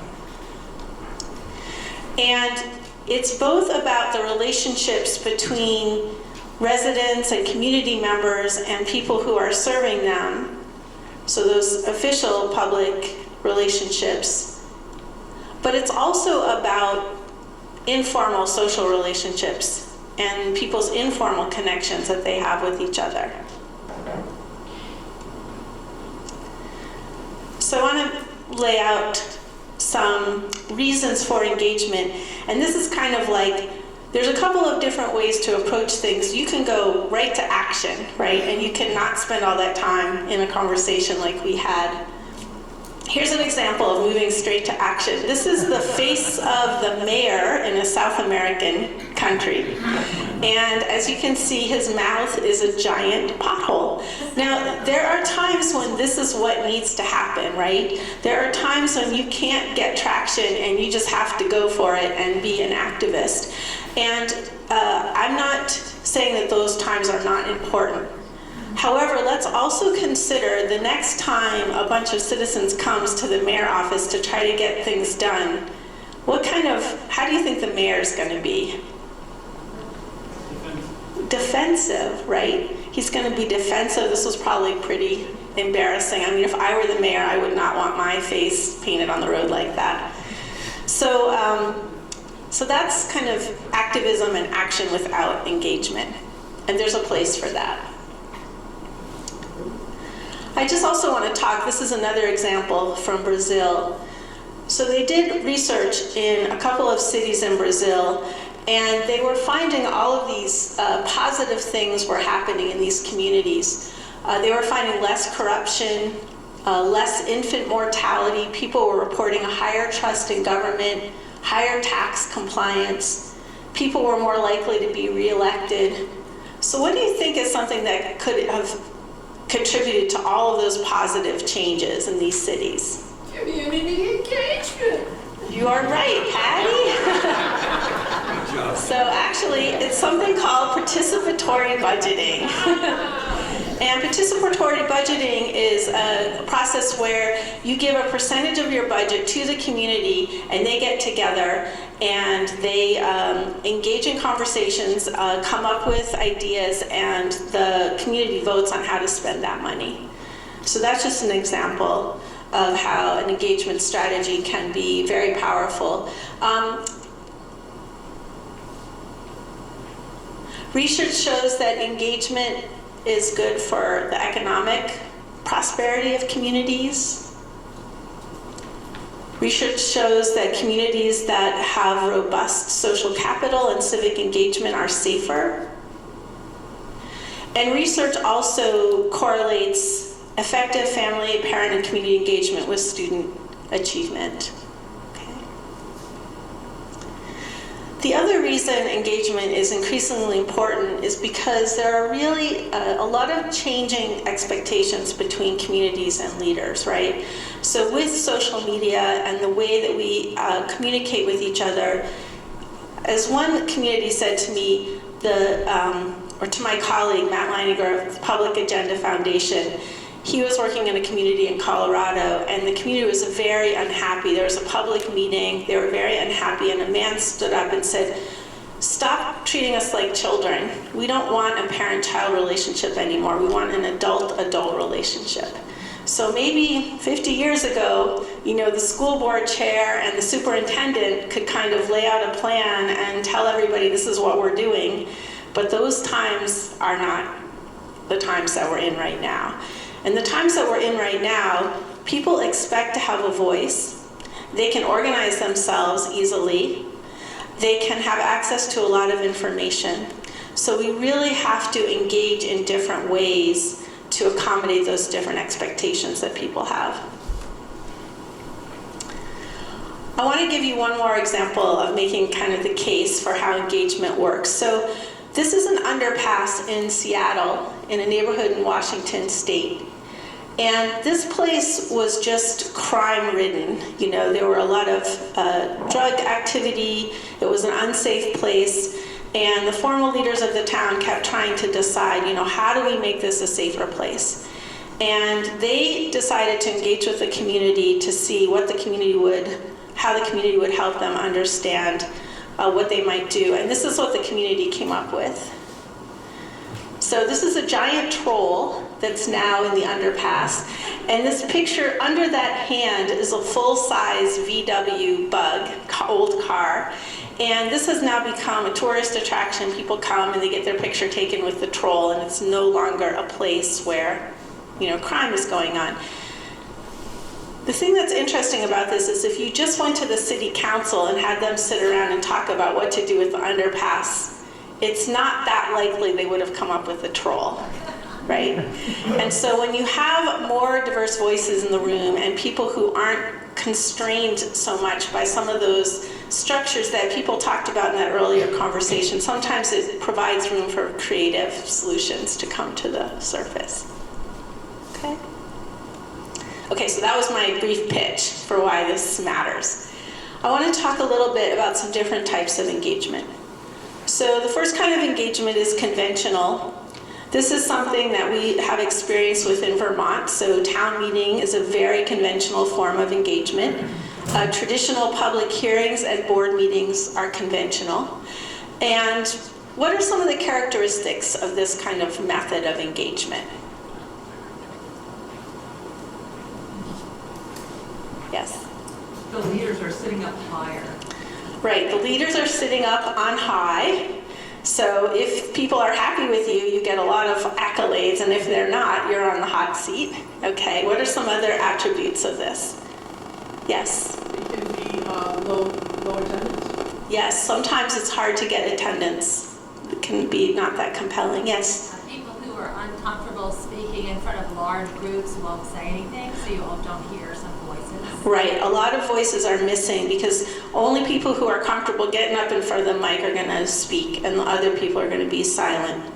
Yes? And one person or two people often are talking more than the rest. Right, yes. So one or two people often dominate the conversation. It's very structured and sort of formulaic, and that's good and bad for different reasons. Right. Structured and formulaic, and it does work well for certain reasons when you have to get, if you've seen school board meetings with consent agenda, it allows you to kind of conduct a lot of business in an efficient way. But it also isn't a place that really fosters innovation. Yeah. I think it's mostly one-way conversation. It's not dialogue. Right, it's not dialogue, and even though we didn't quite get there in our little trial at that, that's a very different feeling than that kind of two-way conversation. Yeah. Okay, so that's one type of engagement that we do. And another type that we talk about in our field of engagement is something we call thick engagement. And this usually involves small groups of people talking together. And a couple of characteristics of this, as I mentioned earlier, this is kind of democratic, so everybody has an equal voice. It takes time. Part of it being thick is that it takes some investment to organize it. It takes investment to participate. And another characteristic is that it is about the collective we, right? It's about what kinds of things we want to do together. And then another kind of engagement we call thin engagement. And these include a lot of quick and easy ways for people to participate. So this could be filling out a survey, or doing an online petition, or adding an idea to a sticky board. You guys did some thin engagement when you walked in the room and put down what town you were from and how often you've been to public meetings. And what's useful about this kind of engagement is that it's accessible to more people, right? So people who might not be able to make a commitment to come and spend time in a room might be willing to stop by a booth at a fair and talk to you for a few minutes about all the great stuff that's happening at the Career Center, right? It's a way to raise awareness, and sometimes it can lead to people being willing to be more involved in that thick engagement. And then the other thing about thin engagement is that it's very individual. It's about me, what I want, what I think, what I believe, okay?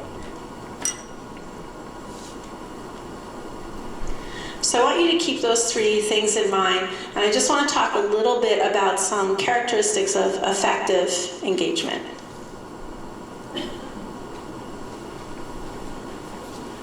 So first, a lot of how well engagement works depends on how it's framed. And it's really important to make sure that what you're doing is connected with what people care about, right? And so the engagement has to be framed in a way that's broad enough for lots of different kinds of people to want to show up, but that also has a sense of urgency. One thing you want to be careful not to do is organize engagement around a highly technical point that might only be of interest to a very narrow group of people.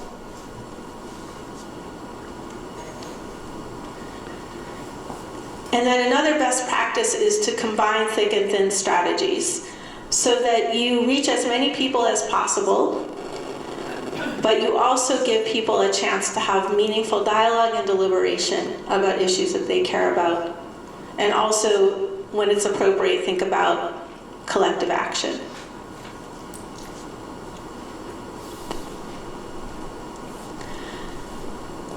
Being welcoming and inclusive is something we could do an entire day on, an entire workshop. But I want to ask the group, why do you think this is an important characteristic of effective engagement? We're more open and creative when we're accepted and comfortable. Yes, so people feel more open and creative when they feel accepted. Yes. Go ahead, Krista, and then Patty. Just being welcoming and inclusive ensures that you have diverse voices contributing to the conversation. Krista said that ensures you have diverse voices contributing to the conversation. So why is that important? Yes? It helps you to be open to things that you have thought of, or other people's ideas. It helps you be open to other people's ideas. Gives you a more accurate sense of the community. Right, you get a more accurate sense of the community. Yes? If you don't hear from everyone, you're going to have problems down the road. You're not going to reach an effective solution. Absolutely. If you don't hear from everyone, you'll have problems down the road. And, you know, I'm sure many of you have heard the saying, not about us, without us. You know, that's a good saying. And when you're making decisions that impact people and they're not at the table, sometimes what you're coming up with is not what people need, or it's not accessible, or they're not on board, and later on they're going to show up, you know, at that formal meeting and make your life miserable. So it's really important to have those voices at the table. What do people think about this group here today? Do you think this is an inclusive group? Go ahead. In terms of the mix of people, Yeah. or in terms of the behavior of the group? I mean, I would say the behavior, yes, we're being very good with each other. Yeah. I'm not sure that all of the opinions in town are in the room. Yeah, yeah. It seems to skew toward folks who are more involved than less involved. Right, right. Other thoughts? Tom? I would hazard there's a socioeconomic group that's not represented by us. Yeah, yeah. So what are some of the costs of that? To having those, I mean, we've already talked about it a little. Are there any other costs to not having those folks with us today? Yes. I think you get an unrealistic sense of what you can afford to do if everybody who's talking about it has more disposable income than the people who aren't there. Yeah. Did everyone hear that? Go ahead. I think another concern is that we might be starting at step 3 when really we need to start at step 1. Right. Sometimes you can start farther down and where people really aren't ready. Yeah. Yeah. One thing that I noticed, we did this little experiment. We had you come in and say, how often have you been involved in public meetings? And I actually was, and this speaks to your point about, there's probably people in here that are more engaged. Actually, that chart is a little more promising of being inclusive than I was expecting, because this is a big commitment. You've all made a commitment to spend a whole Saturday here, and I was expecting most of the people to be at that far end of the chart where they participate all of the time. So it's definitely skewed in that way. There's only a few people in the room that this might be the first time they've come to something like this. There's a handful of people that rarely do this, but there's a little more diversity than we were thinking. So I mentioned that because you want to think about diversity very broadly. It could be diversity of political perspective, it could be diversity of socioeconomic background, and how you define that can be different depending on what you're engaging people around. Yes? Just one final point on that. I think it's important to remember that we do have diversity in age, and I think that it's hard for elderly people to get to these meetings, and maybe there's another way to do it. Yes. So we have some people who identified as elders in the room. If those people are in the room, they're the ones that can say how meetings can be structured to make it possible for them to participate, right? Yes? And related, the other end of the spectrum is, families with little kids who are affected by a lot of this quite directly, but are not usually at meetings because of their little kids. Right. So we had young adults are not that represented here, and that is true that a lot of times parents with young children who are very impacted have a really tough time making it to these kinds of things. So being creative about how to engage with them is really important. Yes? I would say another thing is to shift from thinking about having meetings that people have to go to and go to where people are. Great. So where they're already gathering and bring a meeting to that and take some time. Right. There's already structure. So Maura's talking about going to where people are instead of making them come to you. Did someone on this side have a hand? So one thing I'll say is that when we're trying to talk about being welcoming and inclusive, there are lots of techniques we can use, such as going where people are, providing childcare or transportation, having meetings at different times of the day. But I also want to point out that another really important part of this is about relationship building. And a lot of times it takes some one-on-one relationship building with people, especially people whose voices are usually absent, for them to feel a level of trust and security that they can come to one of these kinds of gatherings. And we actually have a one-page handout that you can take with you at the end of the day that talks a little bit about some of those deeper ways to kind of prepare yourself to be able to engage with diverse people. Of course, it makes sense if you're starting to build trust and relationships with the community, starting to hear community voice or student voice, that you want to keep at it and you don't want to just do it as a one-time thing. It's very important to be intentional, and this gets back to Camille's point about, if you're bringing people together to weigh in on something, you want to make sure that it is both intentional, you know why you're doing it, and also that is connected to change, right? If people come to forums and they don't see that their participation made a difference, they're going to stop coming. It's going to erode trust. And it can do a lot of damage. And so I want to talk a little bit more about these last 2 points, and then I'm going to pause and let you reflect on what you've heard so far. So let's go back to the point about feedback. So So I'm going to share with you a little construct to help you think about being intentional about what you're doing. So as you can see on this is a spectrum of engagement. One thing I want to say about this is often people are doing multiple things at once. I'll just give you a minute to look at this and then we'll talk about it.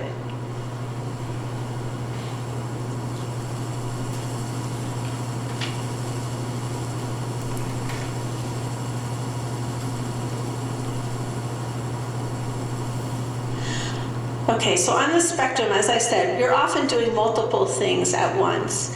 But when you're on this side of the spectrum, you know, that's usually about one-way communication, right? So if the Career Center started a new program and they just need to get the word out, they're just informing the community. And then as you move along the spectrum, you're starting to get to a place where you're actually wanting to get input from people. And then all the way at the far end of the spectrum is where you're really deciding together.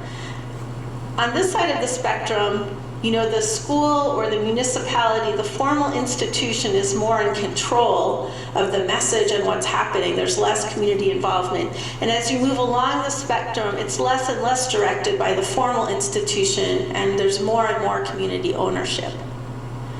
So here's what I see in communities I work with that causes a lot of problems. When, say, a school has made a decision about something significant and they need to let the community know, and they put up a flyer and it says, come have a conversation about this issue when it's already been decided.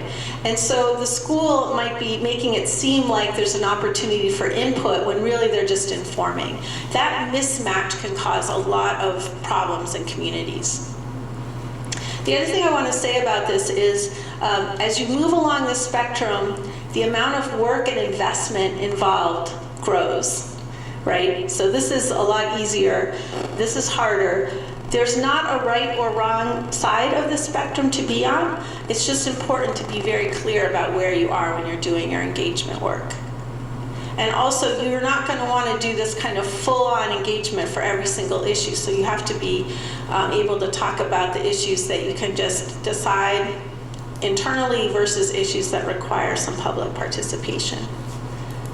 And then the other thing I wanted to talk about is connecting engagement to change. So I'm going to show you this slide. It's very busy, but I'm going to give you a minute to look at it, and we'll talk through this for a minute.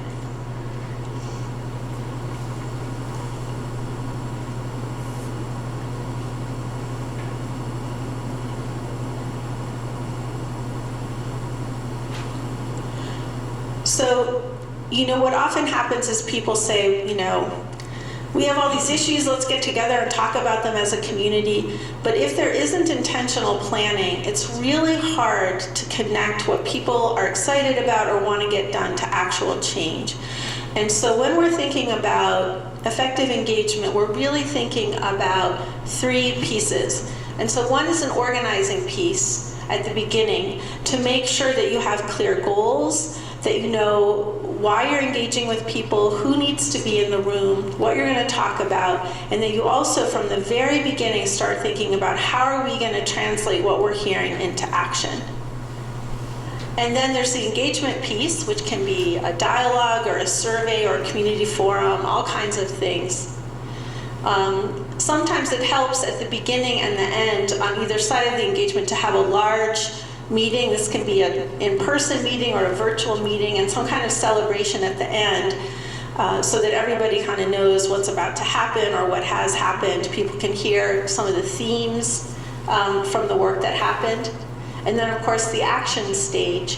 And there's all kinds of action that can happen from engagement. Somebody earlier mentioned, you know, sometimes the action is just relationship building, and there's not any kind of policy change that people are dealing with, and that's fine. Sometimes the action is to make input into a decision-making process. Sometimes the action is to just get the people in the group to decide they're going to do something together. Yes? So I'm wondering if we'll have access to the slides that you're providing. You are going to have access to, my colleague Matt Leiniger put together a really good piece called Strengthening and Sustaining Public Engagement in Vermont, and that you're going to walk away with that piece today. I think it has almost all of this information, except it doesn't have that, and I can get that to you. Okay? Other questions? Is Yes? there another word that goes with review, reflect, and? On the right-hand side? Oh. Just by chance, any chance? Yeah, it's review, reflect, and continue to act. So there's a loop there, right? This isn't a one-time thing. Okay, so I just shared a whole bunch of stuff with you, and what I want to do is just give you a moment to reflect about some of these things that you just heard.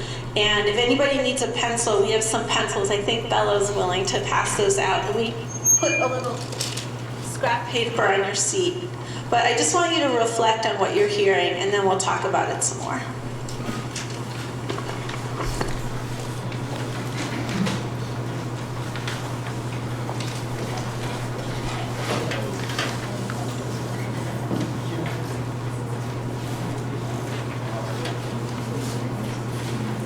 And then I'm going to invite you just to turn to someone sitting next to you, and you can share just a few quick reflections about what you're hearing so far.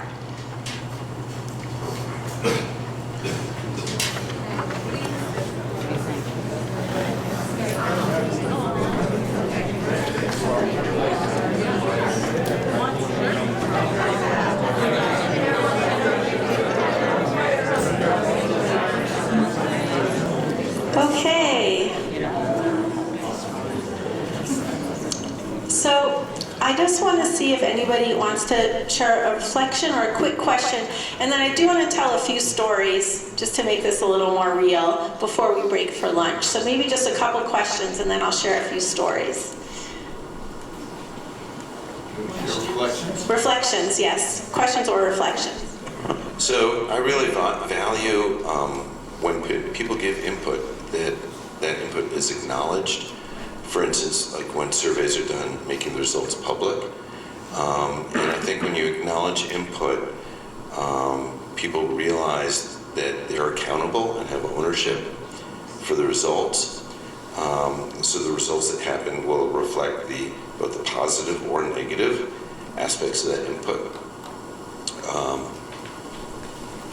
So I just wanted to kind of highlight on that continuum, acknowledging that there was the clipboard with people's input on it, that I think is a very important piece of engagement. Great, thank you. Who else? When you showed the other, well, this is a good slide too. When I looked at this, I was thinking about how it feels like we moved away from more community engagement by moving to one board. Not that that's necessarily a bad thing, but that's what I immediately thought of, is it feels like we're perhaps going in the wrong direction, or a different direction, but that needs new thinking. So that's a really interesting point, and I think a very interesting question, given this huge change in governance in Vermont schools, is how do you continue to have meaningful community voice when we've made this governance change? I think that's a really important question for communities to kind of wrestle with, and it's an opportunity to be creative, and maybe there's something that's less formal than the school board structure that might actually work better, right? So.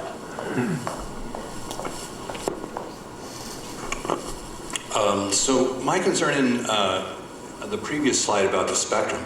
So my concern has been under the current operating structure of the school board, which is the ends policy, is that the school board is responsible for the ends, but the superintendent is responsible for the means. And for most of us, as we think about community involvement, it's the means that we're most concerned about. And so trying, again, there's been times where I've felt the board has not been as aware of the means as they should be. So I wonder, as we talk to the board on this, really what can we do about the means? And so my ultimate concern is the ends policy. One thing that's interesting, Tom, about that is to think about engagement in a holistic way in the district. So there may be some district level engagement that happens that might be more at the policy level, for example, helping to weigh in on the ends policy, but there may be some school level engagement that has more to do with the means policy. Does that make sense? Well, it does. I mean, I know it makes sense because I do that. Right. But, I mean, that's. But you're saying there's a disconnect, maybe. Mm-hmm. Yes, but again, in order to do that, the steps that we need to take, basically, we need to run an issue clear to a grievance in order to get our information all the way up to the board. Okay. So that becomes, I'd rather the board know that stuff before I have to run all the way up there in that formal process. Okay, so there's a kind of a disconnect there that's concerning you. Yes, for the teachers, I believe there is a real. Great. Okay, that's a good thing to surface. Go ahead, Kim. In my role as a Justice of the Peace and member of the Board of Civil Authority in New Haven, cutting out errors, I have the wonderful opportunity of meeting almost all of our voters at one time or another. What strikes me as interesting looking at the demographics of this community, the whole community, is the aging population. And that is a group to whom... I'm sorry. That's okay. That's all right. I can speak loudly enough so I don't need it at all. Can you hear me?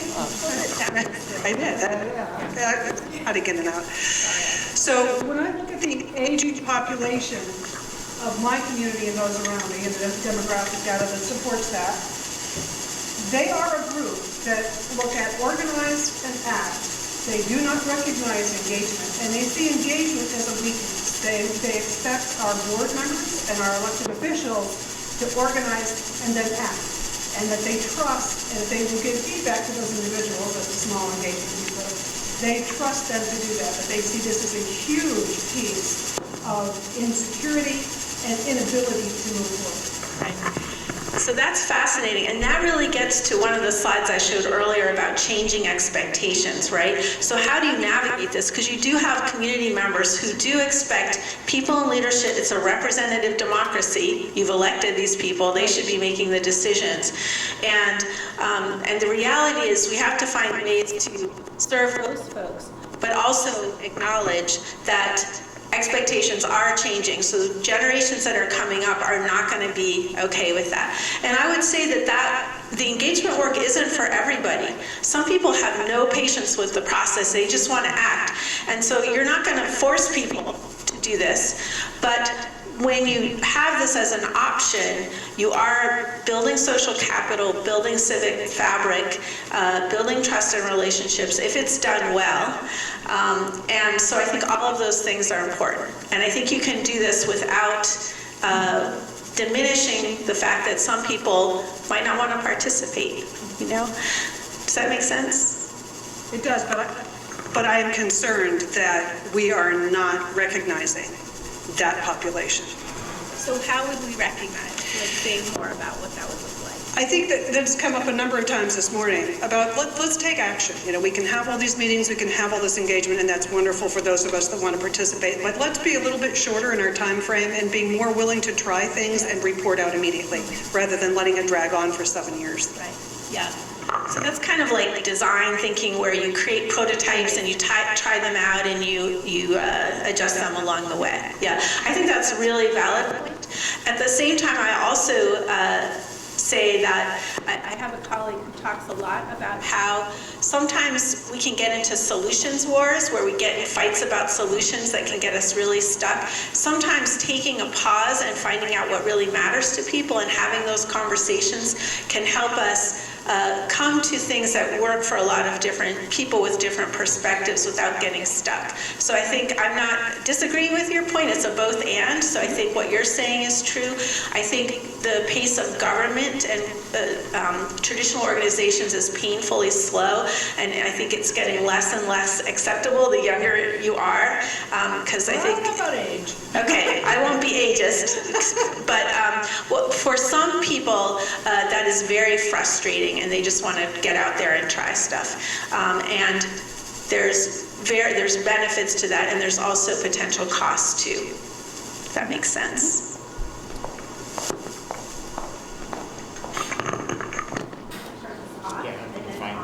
Let me see if that helps. All right, it seems like that works. It seems to me like the stakeholders on a lot of the school questions, my brain goes to mostly the facilities, frankly. Not even as much what goes on inside the school, but all of it is important. On that issue, the stakeholders have not been on the same page about what they feel is important necessarily. We've seen, some different votes in the past that have gone that have been unsuccessful, right? So clearly, there is a disconnect between what different groups of stakeholders think is important and necessary. And what we probably do need is some people already have very strong opinions, they've already expressed those. Others maybe haven't surfaced those opinions at all. We talked earlier, I mentioned earlier about how not all of those opinions are necessarily in the room today. So if we could gather that and sort of, plot it out and see if there's some area that, before you can get to action, and I agree very much that we need action, we have to have some majority consensus on whatever, like a majority can support. And I don't know if we're quite there yet, at least until we do sort of the thin engagement and say, maybe that's just a survey that enough people take, that you have enough input points to say, we're not going to do nothing, we're not going to do everything and then some, but there is some point in the middle that, would easily be supported. And so we have to get to that understanding before we can say, yes, the action part is easy if you know what the support is there for. Thank you. I just want to piggyback on what Tom was saying about understanding the decision-making that goes along with the means versus what decision-making goes along with the ends. And it occurred to me that as a way of building trust to really, keep community engagement growing and being robust, that the trust part is so important. And, that we have had some tricky years in our district, and it feels like I wonder if it would be helpful to have more education to our community around what decisions does the board make, what decisions does the superintendent make, and how much is really influenced by what the community does say. I mean, obviously there are some decisions that are made and some can be swayed by. So I just think, again, it's that transparency piece which builds trust in the end, to really just be upfront about, these are the things that are going to be made by a board, decisions that are going to be made by a board, and these are the things that can be influenced by our community. And that way we can keep people coming back for more forums on Saturdays if they feel like, hey, what I said really did have an impact. And there is, and I think what you mentioned is the feedback loop. This is what we heard and this is what we're going to do. I just really think that's great to try to keep going forward with that as much as we can.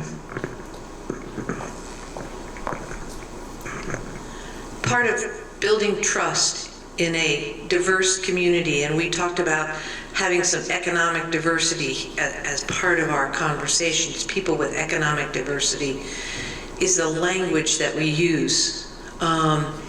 So I haven't been formally part of the district in 19 years. I don't really understand what means and ends policies mean, okay? To me, it sounds Greek. I have a little bit of an understanding of what it means. And I mean, I've been sort of loosely associated with the district in these 19 years.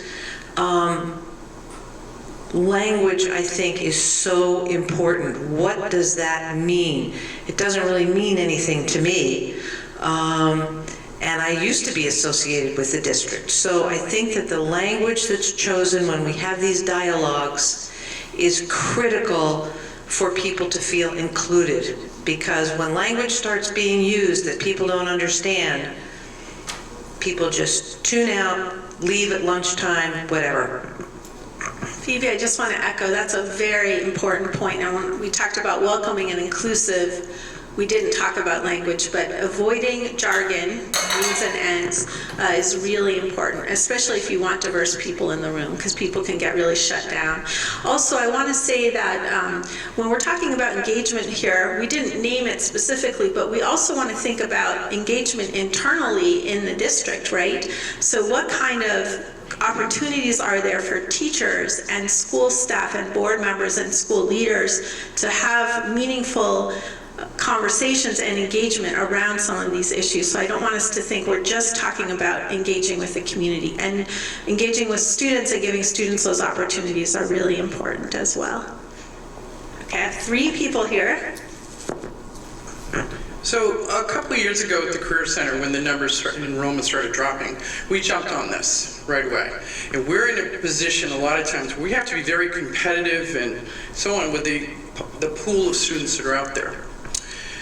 So each one of our programs has an advisory committee. Those are people from the community that come in and advise the instructors on professional, what are we missing? Say it's graphic design and they need particular programs updated, whatever. The other group that nobody's talked about here today is your alumni. Some are in the state, some are not. But they have family members that they can influence. We have a very, very active alumni. Each instructor keeps in touch with them. We have a group from the Design Illustration program going down to New York City. There's probably 10 alumni that are in that area dying to take these students in and show them what they're doing with their degrees. We have a very, very high population that go on to secondary ed and complete secondary ed. That's the other factor. I don't know if anybody has those numbers. This gentleman went through homeschooling. We have a very big connection with people in homeschooling that would like to come. We're going to have a separate open house for them to come into our building and see what's going on. So there are resources out there that the community, this community, they're there. They don't cost any money to go join a club or whatever. And those are your voters. Those are your people that are going to, engage. You just have to go and find them. Thank you, Kim. I just sort of would like to support what Tom said a little while ago, and that is, it's difficult to, at this point, because of the way they have things arranged, to engage with the school board. As far as I can see it, first place is they follow something called policy governance, which means that it's really a business model where they think of the administrators as the CEO, and they are the board of directors, and everybody else are referred to as the owners, but they haven't figured out how to incorporate us. So we are engaging today. We engaged at the annual meeting. I do not know what the time before that we engaged. Very often their idea of engagement is to send out some surveys. Hopefully, usually they are to convince you to do something like vote for a bond issue. But that really is not engagement.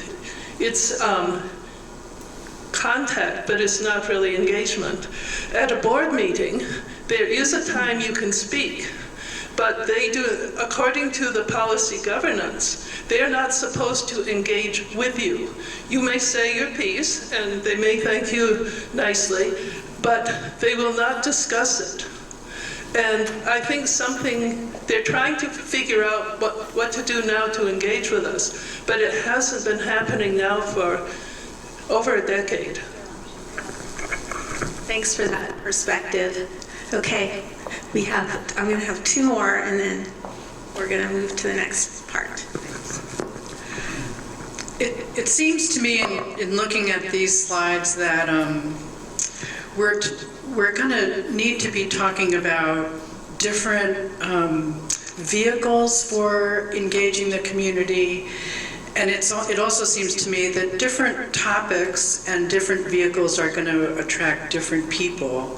Some people will come from the 5 towns to a meeting in Bristol about schools, and some people really still see their community, their town community, as the centerpiece of where they're used to that conversation taking place.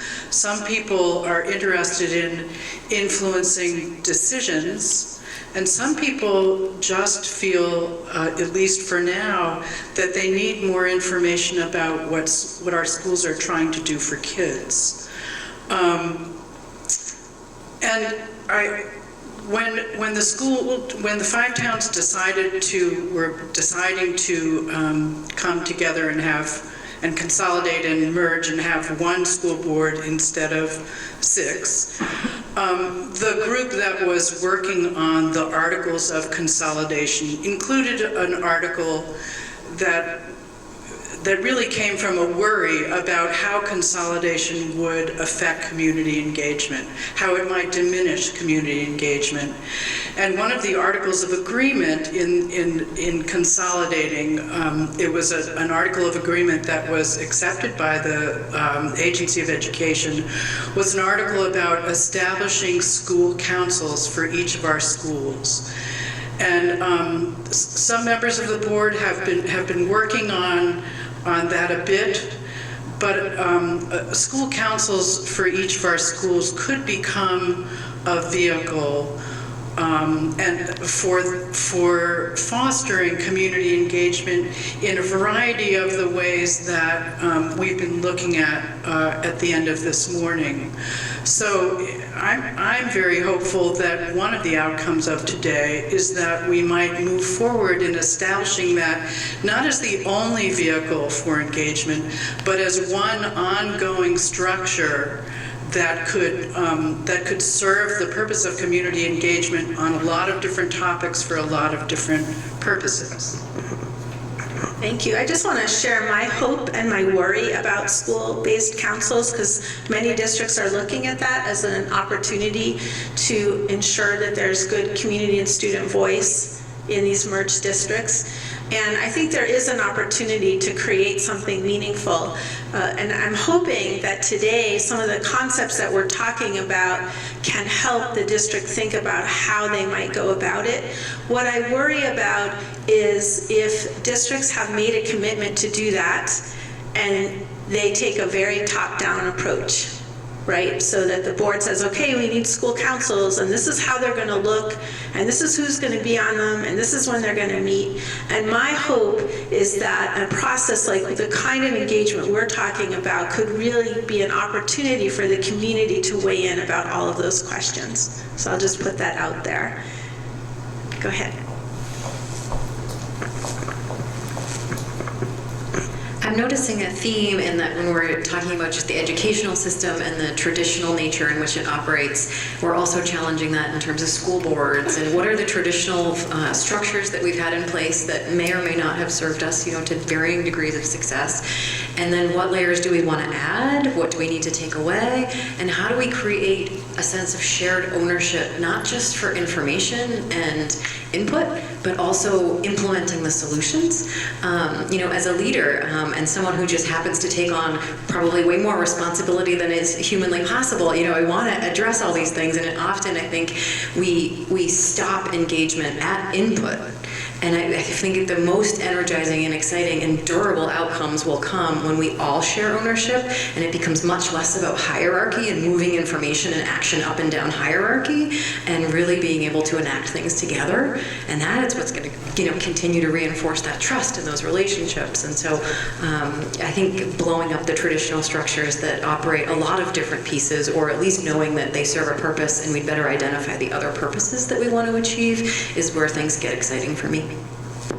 And I think, Jesse, what you're talking about is moving kind of all the way to that end of the spectrum, where you're really talking about sharing power, right? And that, in my view, as schools are moving to more personalized learning, more flexible options, I don't see how they get there without doing that. Because I think you're right, you need to partner with students and community members in new ways that will be hard to pull off if you don't have that level of participation. So it is lunchtime, and I have a bunch of hands. Time and just add 10 We can, are people willing to keep at this for 10 more minutes before we break for lunch?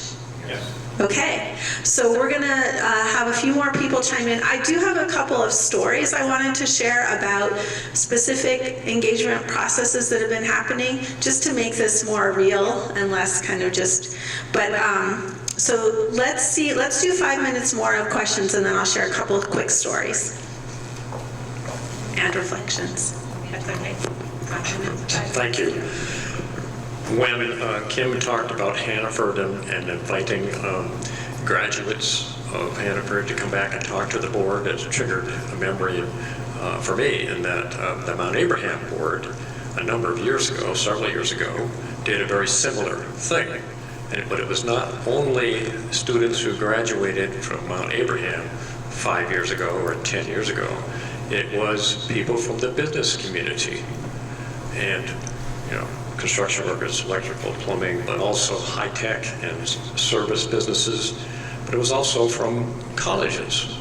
Invited representatives in to speak to the board with a set of specific questions. For example, what is it you're seeing now that could have been better for you as you move forward into your careers that could be happening right now at the high school level?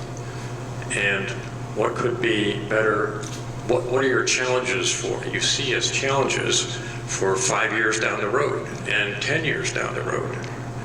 And so those folks came and talked to the school board, and one of the things that came out of that was the creation of a financial educational course at Mount Abraham. So it was something that generated an action. I also was triggered to be thinking about a memory. It was about 13 years ago. I spent a whole Saturday in the Moncton gym working with about 40 of my neighbors and peers, being facilitated by our then board. We spent all day, small group, large group, identifying what we felt as community members was most important for our kids to graduate from this district, and that is what became the ENDS policy. So I think all of us can sit and talk about different engagement experiences we've had in the district, outside of the district, in our lives, that I think we can learn from, and not everybody has those memories. And so when people say, you know, we've never done, I think it'd be really important to revisit that, learn from what actually has happened, and maybe why the memory of that hasn't been instilled necessarily in everyone. And that sounds powerful because you came and participated, and that participation was very connected to decision making. And just by the way, when people are saying ENDS policy, it means the goals, the big high level goals, right, of what you want students to know and be able to do, basically. Yeah. Okay. So let me share just a couple of quick stories.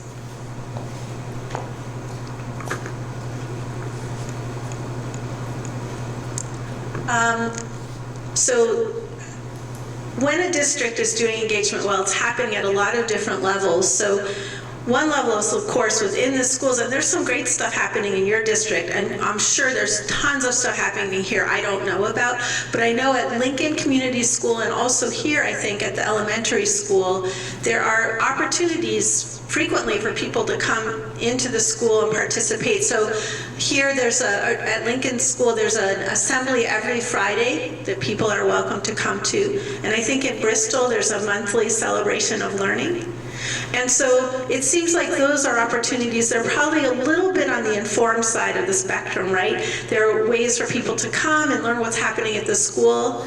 But just imagine that you could, without too much effort, also build some opportunities into those existing opportunities to gather some meaningful input from people, or maybe even some collective decision making about different decisions that are happening at the school level. So those are good examples that are already existing in the district that you can build on. With student voice, I had a little bit of a video to show. I think I can just show a few minutes of it. This is from the Burlington School District, and this was a class, a 9th grade English class, and students in the class was about talking about really hard issues around class, poverty, race, sexual orientation, and the students were all given a choice. They could do research and write a report, or they could actually learn about these issues and try to make a change in the community. And every student in the class chose make a change, which was, of course, a lot more work for them. But I just want to play a little bit of video, and it's really interesting to me what the students and also what the teachers have to say about the meaning of this work.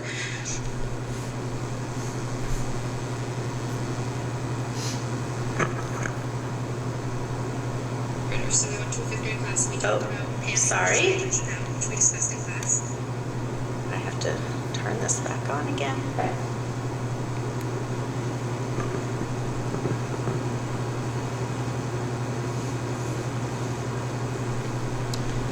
Okay, I fully charged that this morning and now it's not working, so what I'm going to try to do is hold this microphone up and we'll see if we can get it to work. Does anybody know where the speaker is on a Mac? Just below the screen. Just below the screen, right here? Okay, let's see if this works. If it doesn't, we can show it over lunch. People can come up. And we talked about how we identify versus how others identify ourselves. The presentation I'm about to do is an anti-bullying play. So Maggie and I decided to volunteer at the Vermont Refugee Resettlement Program. We are looking at some disparities that children from low-income households face when they come to BHS. I would say most of my students chose to actually make a change, which was interesting because it was a much more difficult project. It was much more time-consuming, a lot more planning, and that was really encouraging to see that they wanted to go for the best possible project, which would be actually making change. When you do this kind of work, it gets you out into the community, gets the community in to see you. You start to realize that the world is a much smaller place than we think it is, and that we have a lot more in common with each other than we thought. It sounds kind of cheesy, this whole idea of tearing down walls and barriers, but I do think that units like this, that areas of study like this, can do that. I think that making a change night came organically out of this unit. I get to see this amazing work that my students do all the time, but often it's confined to the classroom walls. And Burlington as a community, I think, needs to know that our students are doing amazing things. They blew me away with how much planning they put into their projects. If they wanted to volunteer someplace, they wrote letters of introduction, they called on the telephone, introduced themselves and said, we'd like to come in and do this, this is what we're doing and here's why. And the community really welcomed our students. We didn't have anybody say no, at least in my classes. For me, it was a great lesson in letting go of control. This whole year, the iPad initiative, everything, it was for me a large part of let's see what the kids can do, that I do not need to be the generator of the knowledge, the leader of the discussion, that we can turn the focus back to the students and say, talk about what you're interested in, what did you learn? And I think that's what education is all about, giving our students real problems that we don't have the answers to, and allowing them the time and the space and the resources to figure out how do we do this better. I can. So, did you guys like that? I'm sure there's lots of students doing cool stuff here in this district too. Do you guys have examples that you want to share of ways that maybe you've engaged with the community or done any community problem solving or anything like that that comes to your minds?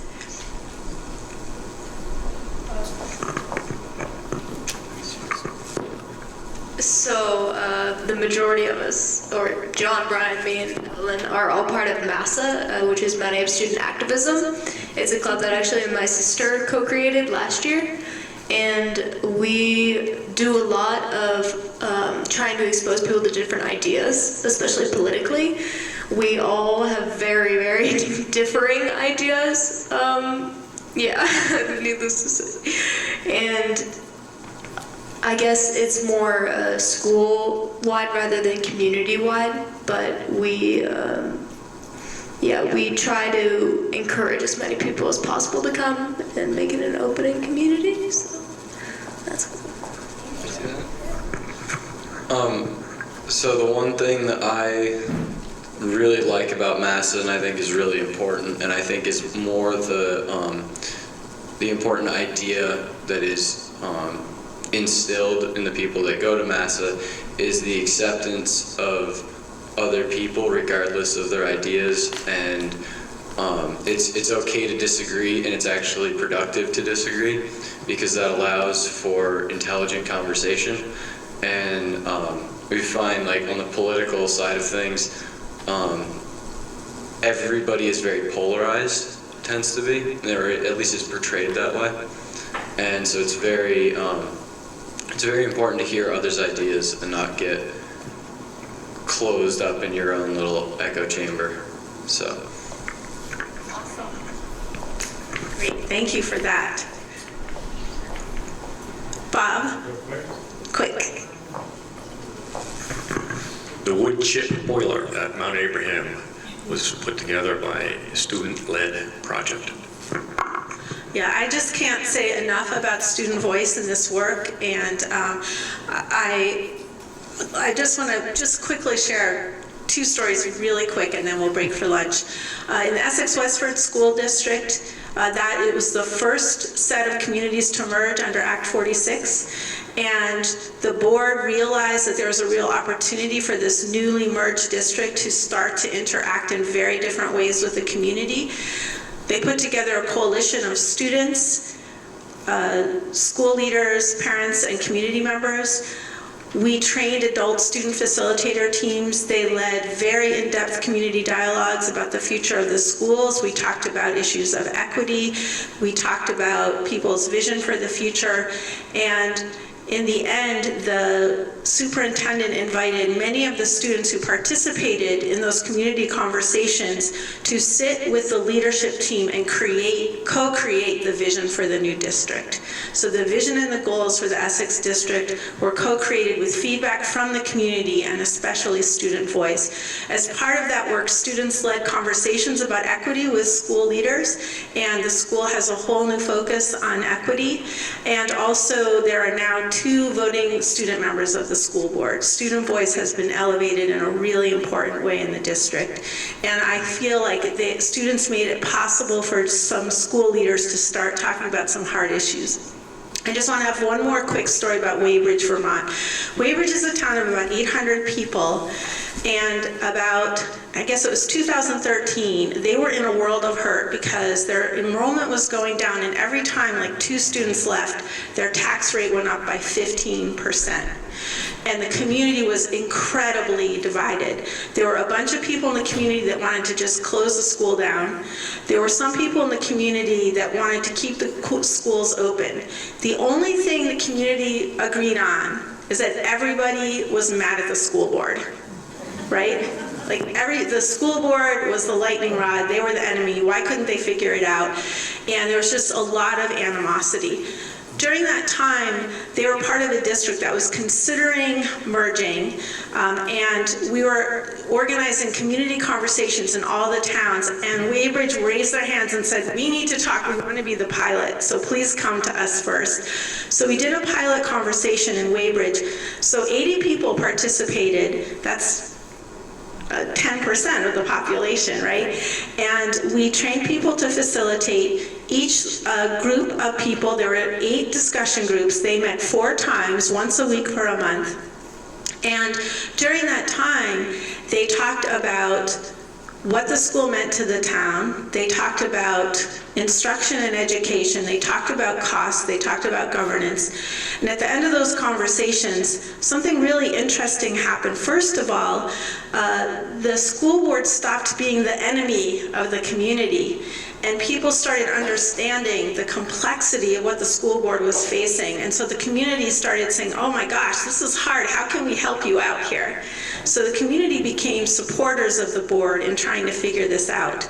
The other thing that happened was the narrative in Weybridge was, we have a crappy school board. And it changed the narrative to, wow, we have this really great school here. What are we going to do? one of the ideas that came from one of those discussion groups was to change a policy in Weybridge so that if somebody lived outside the community, they could tuition in and go to school there. And the other thing that happened is people kind of started having the sense of pride and talking up the schools. And in the following years, 19 new kids came into the school and really changed that problem. So I just wanted to tell you that story. And that's why sometimes kind of putting in the work, doing the process can be very helpful and can kind of change things. So I'm going to leave you with that story. We're going to break for lunch. We're probably going to have a short lunch. So if we can try to be back together by 1:45, that would be awesome. And this morning we did spend a lot of time setting the stage, helping get some shared information out there. This afternoon, I'm going to be talking a lot less. This is going to be about all of you. We're going to have you generate topics that you think are important for the community to be talking about. We're going to have you create maps of each of your towns showing some existing assets, some of the things some folks, Kim and other people have mentioned that are already happening that you can leverage so that we can get a diverse group of people involved. And then in the afternoon, the engagement committee of the board is going to share with you some of their preliminary plans, and you're going to have a chance to weigh in on those. Okay? So afternoon is really about you guys doing some real work together. And so have a great lunch, and we'll see you back here around 1:45. Okay, so the next part of this afternoon, we are going to start by doing a brainstorm. And I'm going to do my best to capture what we brainstorm here, and then we're going to split into intentionally diverse small groups and talk about the ideas that are on this list, okay? So if you remember at the very beginning of the day, I think Chris or Patrick mentioned that the school board is making a commitment to engage with the community over this coming year, and this is your chance to weigh in on what the engagement is about, right? And so what I want to do is I'm going to invite you to take a minute and think about what are the pressing issues that you think this community, including students and educators, parents, community members, school leaders, need to be talking about over the coming year. And I want you to think a little bit about that spectrum of engagement, right? These are probably things that aren't just things that you want to be informed about, but things you actually want to have that kind of back and forth opportunity to engage with. There might be some things on the list that are pure, this is information we just need to know, so those are okay too. So without the microphone, because I'm going to be writing, I'm just going to invite you to just, when you think of a topic, let me know, and I'm going to try to very quickly capture these all on the list, okay? Topic, could you say it real succinctly? It's a topic that? A topic that you think this community needs to have an opportunity to talk about and to have a voice in that has to do with education in the community. So it could be a decision that you think is going to be facing the schools in the coming year that's really important. It could be something that you think isn't happening right now that really needs to happen that you think the community might want to weigh in on. Remember before when we talked about one of the principles is to create opportunities for engagement that are broad enough to appeal to a wide range of people. So the topic shouldn't be so narrow that maybe only just a few people would care about it. There should be a sense of urgency about it. It should be compelling. People want to talk about it. Right? That would be awesome. And your topic really should be a word or a phrase, not a sentence, but a word or a phrase. Okay? Tom. Student-staff ratios. Student-staff ratios.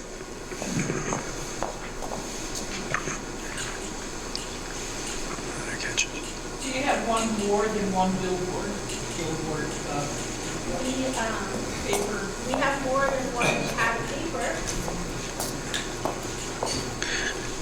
I'm concerned about finances in the face of declining student enrollment. Okay, so declining student enrollment.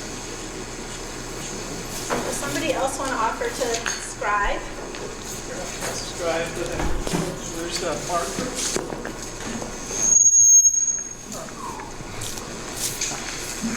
Personalized learning.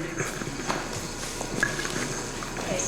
And you guys are going to work out who's writing that? I'm writing personal.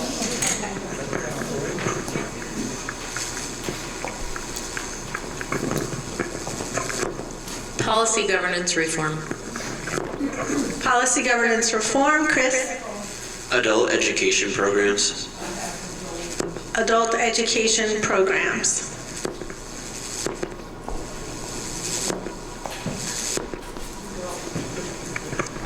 Facilities upgrades, most specifically buildings. Facilities and buildings. School counselors. School councils. The rigorousness of the academic offerings at Mount Abe. Academic rigor at Mount Abe.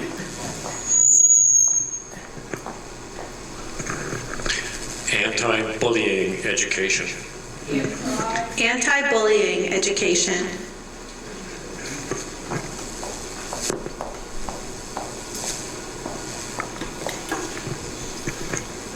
Khan Academy. Say that again. Khan Academy. I didn't understand the first one. Khan, K-H-A-N Academy.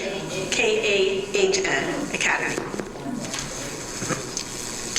Community service by students to get engaged within the community. Community service. Student community service. Just lack of student motivation. Lack of student motivation. We'll give them a minute. Giving voice to the most vulnerable in our community. Giving voice to vulnerable community members. Our schools as community centers. Okay, hold up. Giving voice to most vulnerable community members. And then schools as community centers.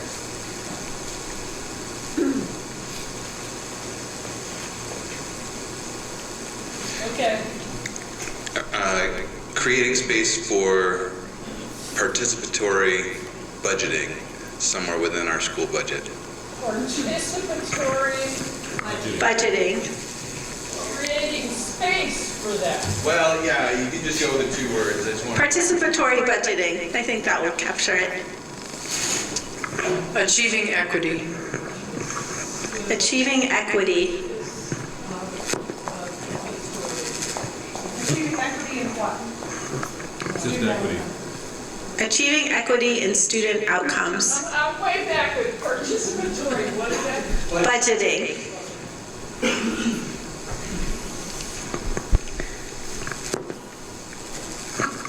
Paths for communication. Paths. Communication pathways. Next. Social emotional supports. Can you just say what that means for people? Because that might be something people don't understand. Just more supports within the school for students who may be struggling with emotional issues. Thank you. I'm not sure if this is what Brenda said, but school to community communication, including administration, schools. Is that fit with community communication pathways? Okay, let's put those together with communication pathways, school to community communication, right? Okay. I have Erin's permission to add more emotional supports for families and students. Is that okay to add more? So under the Social emotional support. For students and families. Thank you.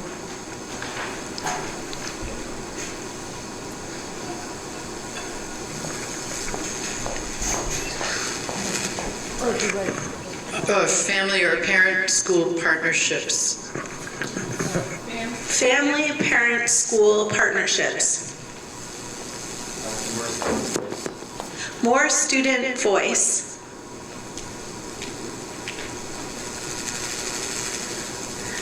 Okay, now you go ahead, Matt. Career awareness. Career awareness. Next.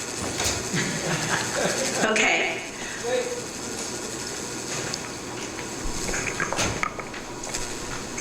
Childcare availability in the 5-town district. Childcare availability in the 5-town district. Is that connected with early education, or is that a separate thing, or are they connected? Okay. Okay. Should we just say childcare and early education? Just thinking about making that bucket a little bigger. Let me drive that for you. Is that okay, Dan? I mean, I think there are issues not just for really young kids, but for older kids too. Okay. So let's keep it separate. Childcare in the 5 towns. Okay. We're going to be done with this because this is a big list. School choice. School choice. Okay. Krista, just shout it out. Diversity and inclusion education. So curriculum around diversity. Curriculum around diversity and inclusion. Okay, so we have a beautiful long list, and of course, we're not going to be able to have the capacity to address all of these, right, in a meaningful way with the community. So what we're going to do is give you a chance to talk about some of these topics, and then we're going to prioritize them. But we're trying to make sure that this is an informed conversation, and when you make your vote, that it counts, and you've had some time to think about it. So what we're going to do is we're going to put these topics up where you can see them. We're going to divide into 6 groups, and in each of the groups we're going to give you some time to talk about the topics. Which of these seem really important to you and why? We're also going to give you a copy of that little spectrum of engagement, and we're going to give you a chance to really talk about where do you think that topic lives on that spectrum. For that particular topic, is it about getting informed? Is it about gathering input? Is it about really collective action and decision making? And we're hoping that having these conversations is going to help this group of people come up with a really thoughtful set of priorities. Okay? We would like to have intentionally diverse groups for these conversations, so we're going to form 6 groups. And what I'd like to do is ask different groups to stand and count off so that we have people with different perspectives in each of the groups. Okay? So, yeah. Before we do that, Yes. there might be some things on this list that people don't know what they are. Is that possible for people to add? Sure. Yes. Why don't we read through the list really quick, and if there's anything on the list that you don't know what it is, you need clarification, then we're going to ask for that. But I want to caution you, let's not try to have the conversation right now. So this is only about if there's a word or phrase that you don't understand. I have one more thing for the list that seems important, and that is the school district strategic plan. Okay, to engage the community around the school district's strategic plan. Okay. Say that again. Strategic plan. Who's strategic? The districts, the school districts. Okay. If you hold those lists up, I'm going to read them. If anybody is confused, let us know. If not, we're going to break up into groups so you can talk about these. Okay, so here are some possible things to engage with the community around. And can we give a round of applause to our scribers? Thanks, you guys. Okay, student-staff ratios, finances and declining student enrollment, policy governance, facilities and buildings, academic rigor, Khan Academy, lack of student motivation, Question came up on Khan schools as, Question came up on Khan. okay, What is Khan Academy? who wants to say what Khan Academy is? Well, Mr. Khan was in the video that we saw earlier, and he has developed a program of teaching that started out with his niece, expanded the video for her friends, and now for the Gates Foundation, reaches hundreds of thousands, even millions of children.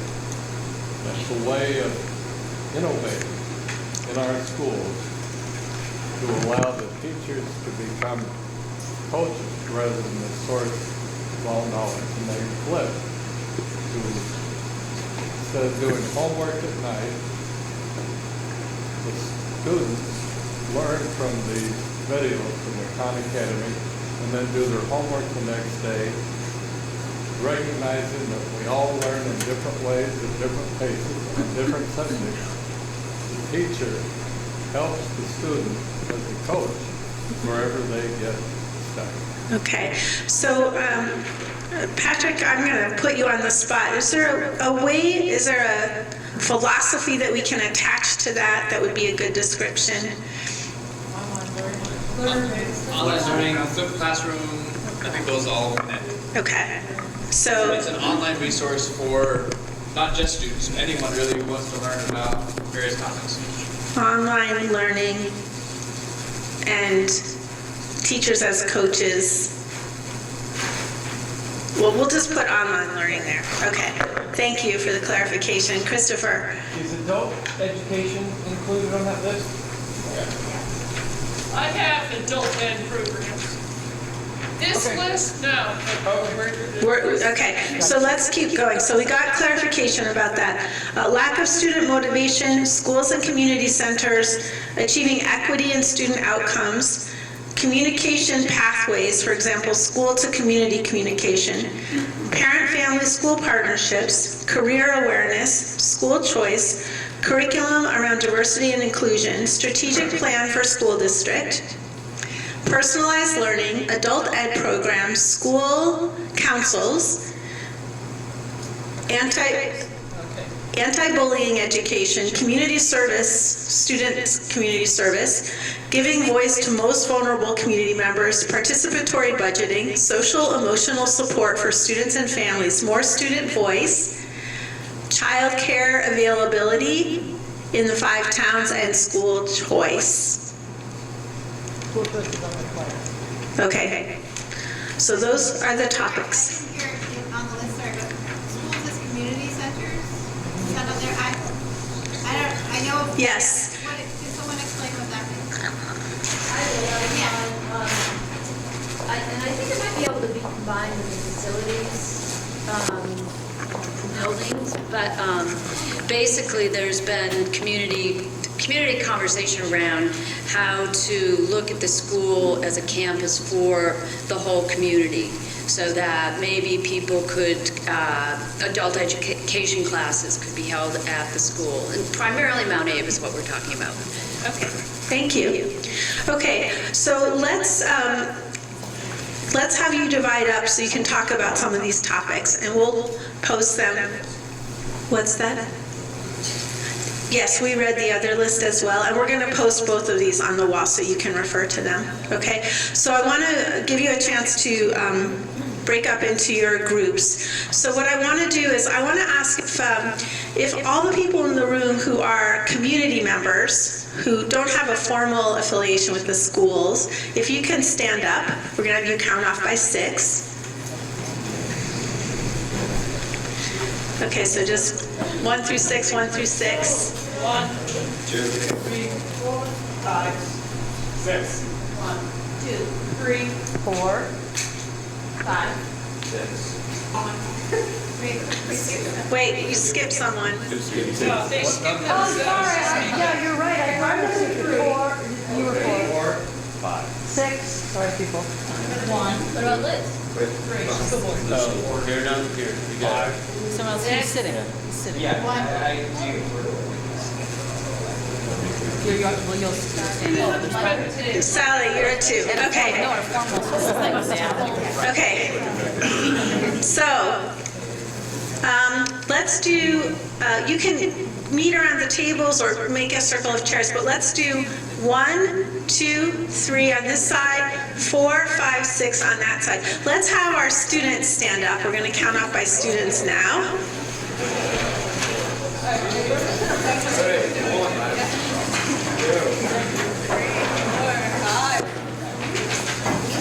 Okay, 6, Bella. Okay, so you guys know where you're going? Do we have a student who wasn't counted? Were you not counted? So can you be 1 in group 1? Thank you. Okay, and then how about, I think the rest of the people in the circle should be school board members, educators, school leaders. So stand up and we'll have you all count off by 1 through 6. Let's start with you, Patrick.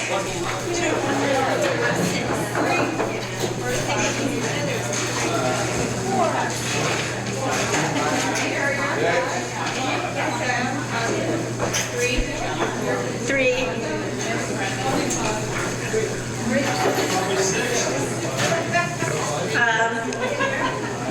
Ian. Okay. 2. Okay, great. So go into your groups.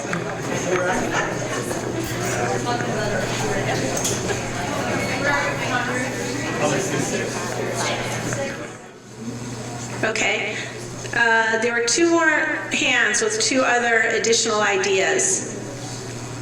Go ahead, Nancy. How to attract more families to our 5-town. Okay. How to attract more families to the 5-town community. Okay. And there was one other table that had a hand up. That was me. Okay. And, ours actually was connected directly to that one. We called it public relations. Okay, so I'm just going to put that in here.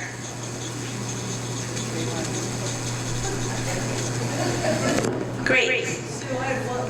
Yes. We ended up talking, our conversation ended up circling back to the strategic goals of the district and the idea of who knows what those goals are and how are they interpreted by the board, by the central office, by the admin in each of our schools, and by the teachers, and what everybody's permission is in achieving and executing these goals. And just where does that all lie? Does that fit? There was a category about the strategic goals. Does it fit with that? Yes, there are. Okay, that's fine. Perfect. Okay, so we're not going to add that, but you're, okay. Okay. All right. So you've all had good conversations, I could tell, at your table about these different topics. And, realistically, probably in the next year, maybe the district could tackle 2 or 3 of these. It doesn't mean they would never get to them, but we do have to set priorities. So what we're going to do is we're going to give you all 3 dots as individuals to come up here and choose 3 things that you think would be the most important things for the district to really have a sense of, what do students, what do community members, what do teachers think about these issues, or what is their input, or what do we need to work together with people on, okay? So Krista has dots for you. We have the ideas up here. So if you can just come up and spend your dots, and then while you're doing the next activity, we'll work with this and tell you what the priorities are that this group came up with. Okay, any questions? All right, and I think, yeah, you could go. Krista's going to hand out dots. While Krista's handing out dots, I'm going to see if we can do a couple things at once. So while people are voting, I did want to give an opportunity, if any table came up with like one topic that they felt super strong about, that you want to make your case to the group. Does anybody want to share a topic that you thought this is really essential for us to be talking about? And in the meantime, please start going up and using your dots. Yeah. One of the things that we talked about was going back to the option of not commingling the ballots on any vote, so that you have a better understanding of where to direct your energies and where there might be an issue that the board couldn't have that data otherwise. Okay. Our table wanted to nominate Christopher as outside of our community and responding a little bit to a conversation that we had about participatory budgeting. Okay.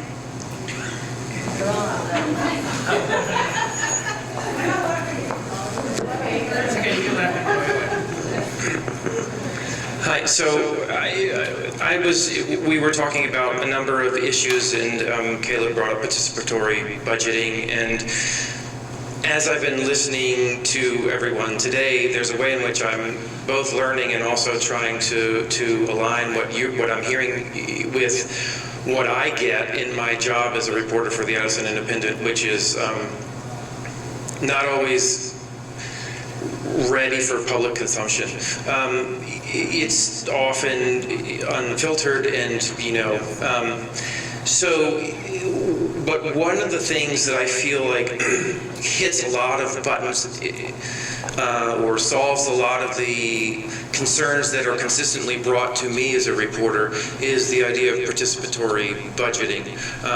I feel like when you have a community that has a recent history of, school district turbulence and people's talking about transparency and trust and all of these kinds of things, building some system for participatory budgeting would actually increase community engagement, would increase the community's responsibility for some aspect of the budget.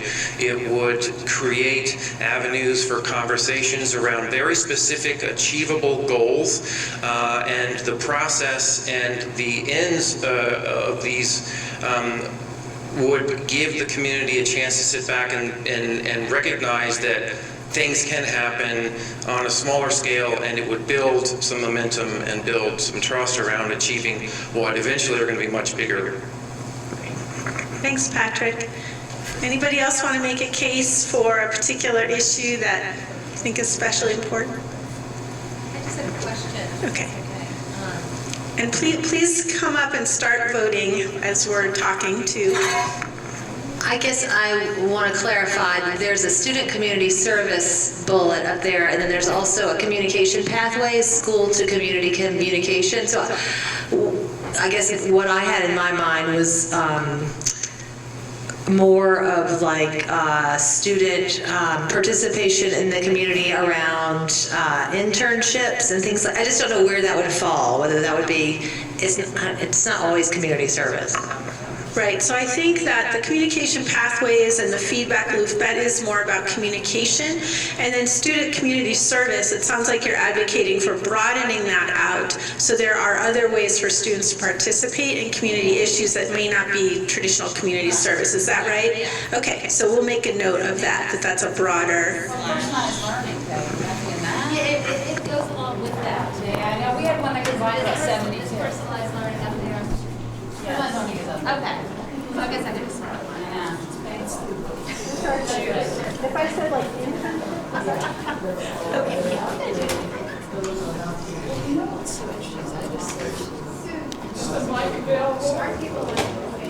Okay, hold on. We have another table who wants to speak. Go ahead. So our table talks extensively about the use of the school building as a community center and how it is a significant financial investment for the community, and it's also not used for a good portion of the year. So it could be, and it also needs a significant amount of repair and work done. And it might be easier to sell the idea of spending money from the community to improve the upon the building if it was also used to give back to the community as a resource for the students that are going there to learn. Awesome. Thank you, John.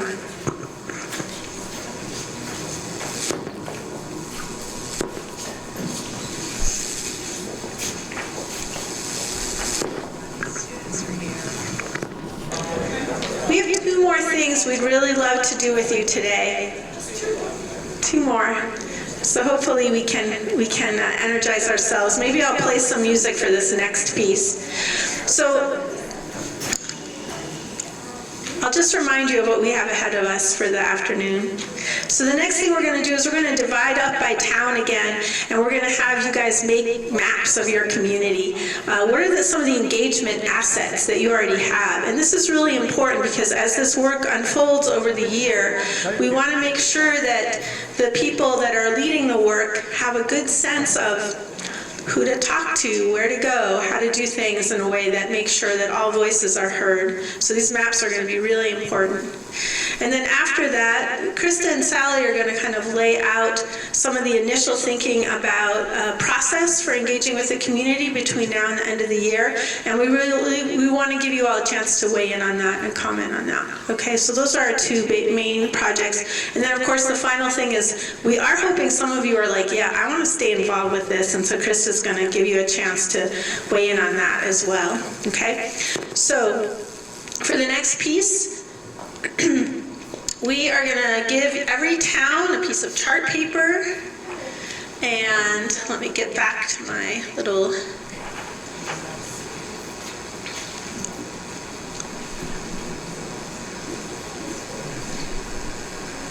okay. So we're going to encourage you to make a map of your community. Now, this could be just a list of stuff in different boxes. It could be a picture. It can be whatever you want it to be. If you want to make a beautiful looking map that has the cool places in town that you want people to know about, or a list, however you want to approach it, you get to decide. So, and again, if there's a lot of people here from Bristol, if you feel like your group is too big, just split into 2 or 3. But make it so that it's not so big that people can't have a say and participate. So when you're thinking about your community, I want you to think about community gathering places. These can be formal places. It can be restaurants, bars, the general store, wherever people get together. It could be an outdoor place where a lot of people are. I want you to think about important organizations, and I want you to think about people. And when you're thinking about people, I want you to think about, who is the person.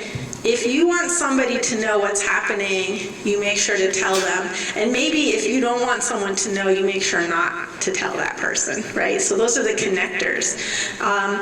Are there people in your community who maybe are connected to underrepresented groups but that are involved? So for example, we talked today about how maybe there's an underrepresentation of people from more low-income communities, although we have to be careful. We might be making an assumption that's not true because we don't really know. But if there are people in some of those groups who you feel have been active and have relationships with other people in those groups, those are really good people to know about. And then also we want you to identify what are the communication channels in your town. Is it front porch forum? Is it putting a flyer in the store?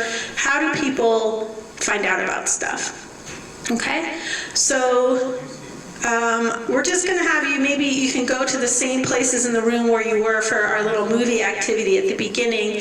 And Krista and I think Sally are going to hand out some chart paper and art supplies. And I'm going to check in with everyone in about 15 minutes and see how you're doing. And if you need more time, we'll give you more time. We have a little flexibility here. So does anybody have any questions? Okay, Bristol. Good morning.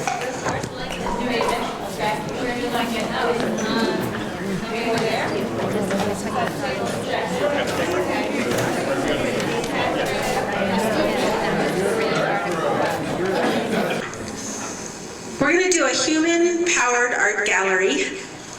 So I'm going to ask 2 volunteers at each table to stay at their table and hold their map up.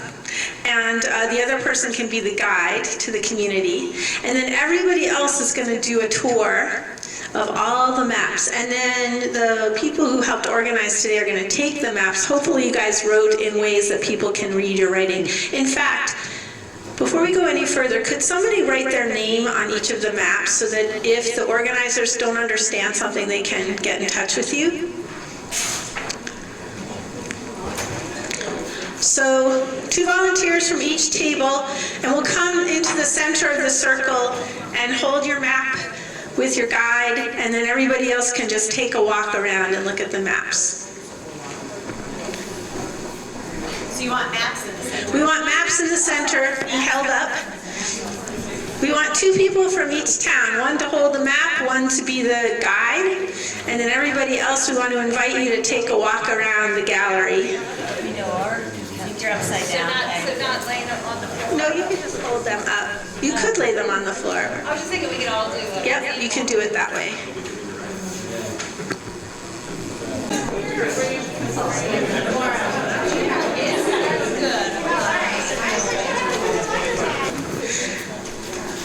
Okay, so a few comments about the map making. Either something that stood out for you when you looked at the maps, or what it was like to make the maps. I think one thing that struck me was how limited the number of buildings there are in each of our communities and how broadly they meet the needs of that community. They're used for many, many different things. Interesting. So not many buildings, but very well-used buildings that meet a lot of different needs. Okay. What else do people notice?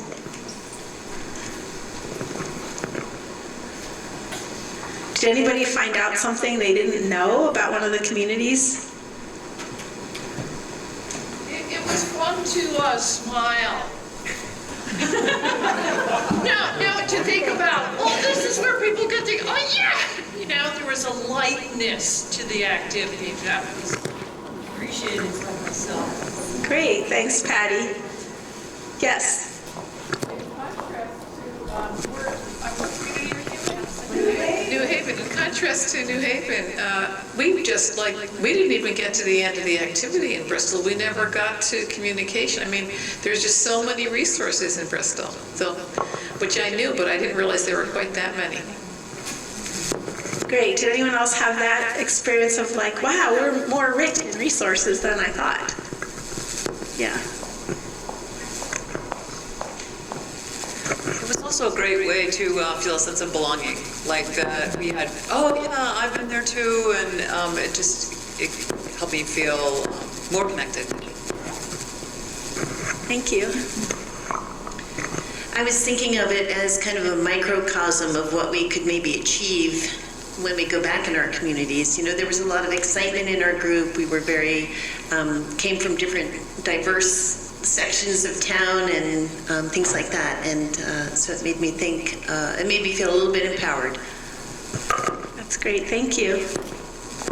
Anyone else? Okay.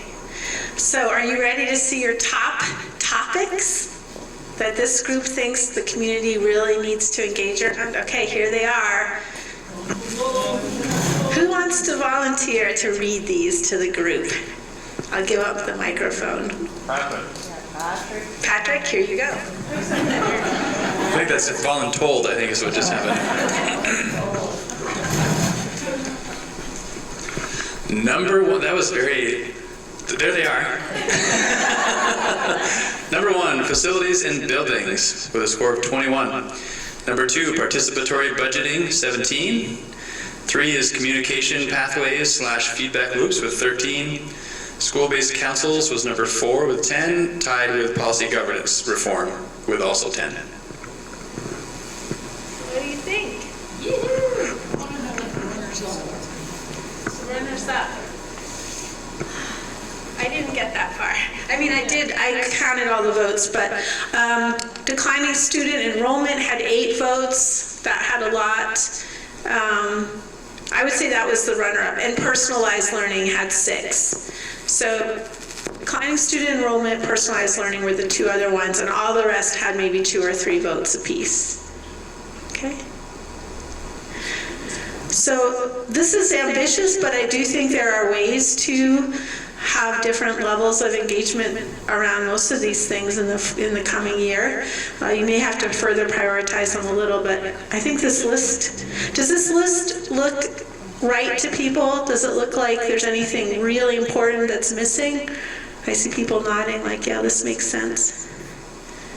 Okay.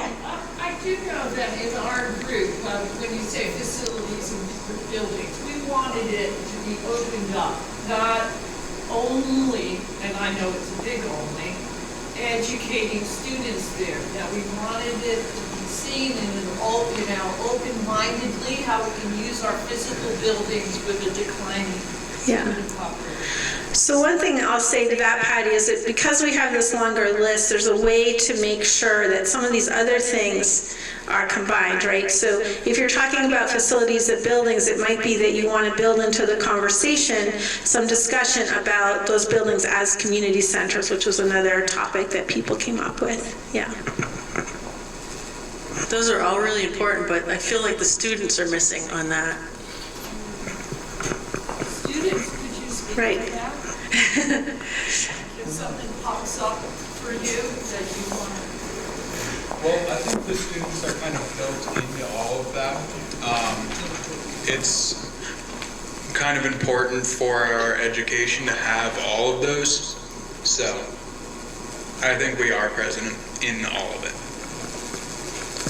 And part of the feedback part and communication, I think we need to be more a part of, so it definitely does incorporate us.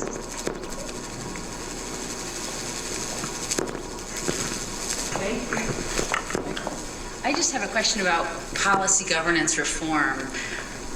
That's the one that I feel like is so big. Well, they're all big and broad, but if someone could explain what that means. Those are like those big words that Steve was talking about before for me. Right. Okay, whose topic? Who put that out to begin with? Right behind you, Sue. Brenda. Well, I'm sure a school board member could do much better at it than I am, but as my understanding, it's a protocol followed by the school board where they think of themselves. It was set up according to a business model where you have the CEO at the top, and then there are the owners of the corporation, the shareholders, and the school board acts as the board of a corporation, approves things that the CEO does. They don't worry about means as much as ends. They leave it up to the CEO to figure out what the ends are. And as I said earlier, there's the interplay between the board and what they refer to as the owners. I think they're still working out. Is it Tom? Tom, do you mind if I put it's? Well, I guess in terms of the superintendent is in charge of the means. That's the sort of day-to-day action to realize the ends. And the school board is in charge of the ends, outcomes, really. Do all of the students meeting the outcomes that were on that list that we saw at the beginning? And that's their concern, and then it's what costs, obviously. Because do you mind if I put you on the spot? I said, how do we, like, which thing on this list would talk about, like, the nuts and bolts of it and the scheduling, things like that? And you said, policy governance reform. And then that's because the nuts and bolts are the means. Okay. In my mind, the nuts and bolts are the means. And as I understand it right now, the means are exclusively within the realm of the superintendent administration. Okay, nice, thank you. So if policy governance were altered, then that would spread the nuts and bolts across a wider spectrum. Nice, thank you. I'll just add quickly to that when the board formed the new unified board, policy governance is essentially a framework that the board uses to engage with the school system and with the superintendent. And so it's a management model that we decided to use at that point, but this is a management model that I guess if the board collectively decided that we wanted to take a different approach or modify or look at that, we could also do that as well, if the board agreed to that. Yeah, I was just going to add that I think maybe that topic relates to thinking about how we govern ourselves, whatever way you want to call it. So the model that we're currently using as policy governance, is that the right governing model for us? Or are there others? Or could we be doing better within that model? So what I did was I put policy in parentheses because it sounds like that topic is about giving people in the community to talk about how the governance is working at the school board level and the interaction between the board, the community, and the schools, and that might be a worthwhile thing for the community to kind of talk about and weigh in on. Caleb. I agree with everything that was said, and the word reform and policy governance is like a little, I might just, and I'm not trying to reshape this category, but if I was thinking about it, I might just say policy governance, like development, like to basically keep developing our skill within that area. Because policy governance, it is a specific kind of governance, but that's sort of how most of our government institutions are run, which is to say, when you're up at the top kind of getting a level of the whole system, you don't want to simultaneously be micromanaging down in the weeds, right? And there's some practical reasons for that. The bigger your organization gets, the more important it is. It's not important at a mom and pop general store. It is important in a nationwide franchise. Just like, for example, because you're going to have to, you're essentially trying to come up with a rule to fit situations that might arise later without having to address every one of them. And so I think this process, which ties into our school board and is our community engagement process, I hope will eventually make our policy governance more adaptable so that we're saying we do have effect over the means, but it's by changing our ends policies, and the way that we have our feedback loops kind of comes through community engagement. So I think it's all, I just think that last one's very much related to what we're all doing in this room right now. And if we could repeal our policy governance and take up other kinds of board governance, and it wouldn't necessarily fix this issue if we don't do this work. Because ultimately, we're never going to go in and say, Patrick, that new tile in the bathroom better be pink, or else. It's not, that's kind of what we're, it's a silly example maybe, but that's kind of the point of it. And so I didn't put that out there for perspective that I think policy governance can be really good or really wooden and unresponsive, and our kind of ability to work with it is dependent on the work. Great. Good. So there's some good discussion. I think you guys did a good job. You have a really strong list here, and of course it's going to take a little more conversation to think about how exactly you would frame these and maybe combine them to have, a meaningful, productive engagement that results in some kind of change, positive change in things that are happening in the district, right? So this is a fantastic start. And what I'm going to do now is I'm going to turn it over to Krista and Sally. They have a basic framework laid out about what this work that we started here today might look like over the next year. So I'm going to turn it over to them to talk with you a little bit about that. Okay, so, oh yeah, great. So the group that organized today's event with Sue's help came up with a timeline that we think we can implement over the course of the year so that we have some real action behind this conversation. But it is flexible in the way that a lot of timelines can be. But we wanted to share it with you and give you an idea of some of the things that we think would fit into these different phases of this work, and share some examples, and then also get your input as well. And if you are having a problem seeing from that far away, feel free to move closer.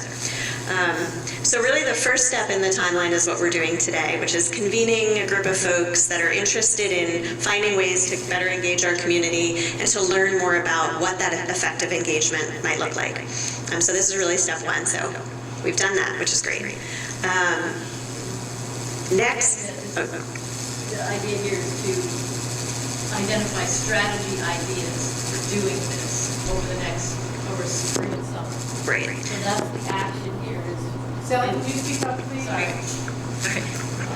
So the action here is going to be today and beyond is finding different strategies for getting all these different voices that we know we want to have in the conversation. And and then during the spring and summer, we're going to go out and do that. We're going to do what it takes to get those voices, connect. Is that what that's basically about? Yeah. Okay, great. Right. So, so starting out, we're already into spring. We don't have a ton of time to do really intensive community conversations. So want to just start with having one-on-one conversations with folks, or surveying people, or doing fun activities like one that was done in Essex called the 4 Words Project, where there was an event happening on a town green, and they went around with a camera and a whiteboard and asked folks for 4 words that represented to them their hope for the newly unified district. So we want to find sort of quick and easy, I guess you'd call them thin engagement techniques to use to get at some input and engagement with our community around these topics. And then, and so the mapping we did today helps us to identify where some of those places might be, but we can also think about events that happen. I can already think of a few just in Bristol alone that happen, especially in the summer. So that's what our hope is for the remainder of the school year. And of course, summer folks are out and about and all over, but there are still lots of people gathering at lots of times. So sort of informal, thin engagement.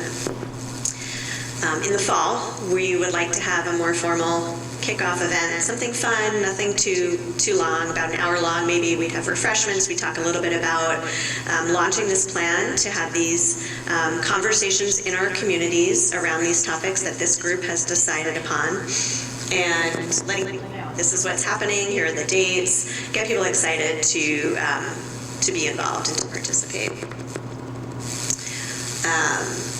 Also, time we would be doing some facilitator training. So Sue would be helping us to lead this training of ideally student and adult pairs that would be hosting and guiding these conversations. Is that an accurate way to describe them, would you say?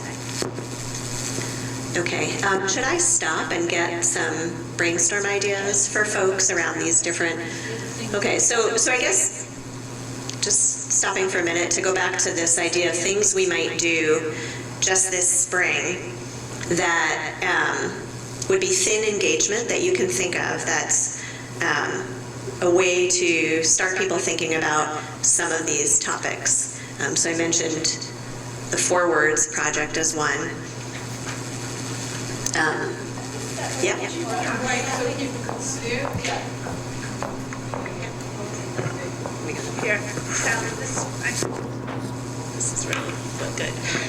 Just to set the context a little, so the purpose of this timeline is to kind of start small and build, so you have the capacity to do something really meaningful. And so the purpose of some of the spring and summer strategies would be to collect some preliminary information and ideas that could inform a deeper community conversation in the fall. So all of these things are kind of connected to each other. I think I did. I got it, yeah. Is there a way for community members to interact with students within the high school to create, discussion or we're here to listen? I don't know. I feel like we're so separated, and it would be nice if we were more involved in listening to your. I think a couple of things. We've revitalized the community council, which I think is meeting on Mondays at 3 o'clock at Mount Abraham, and that would be a great time to talk to the rest of the community council about this particular meeting and going forward what that might include for them.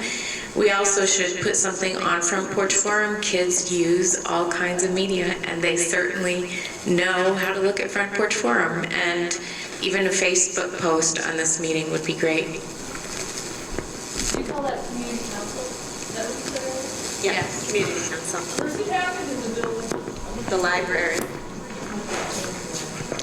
I'm aware of, after talking to some of the young people about just the urgency of wanting to realize change. And I'd like to think about, with the young people, some ways that change could be the very thing that engages people. So looking for some quick, easy ways to demonstrate change and to not have to wait a long time talking about it or years to implement it. But what are some of the ways that we could use this motivation that we have here with young people to support them?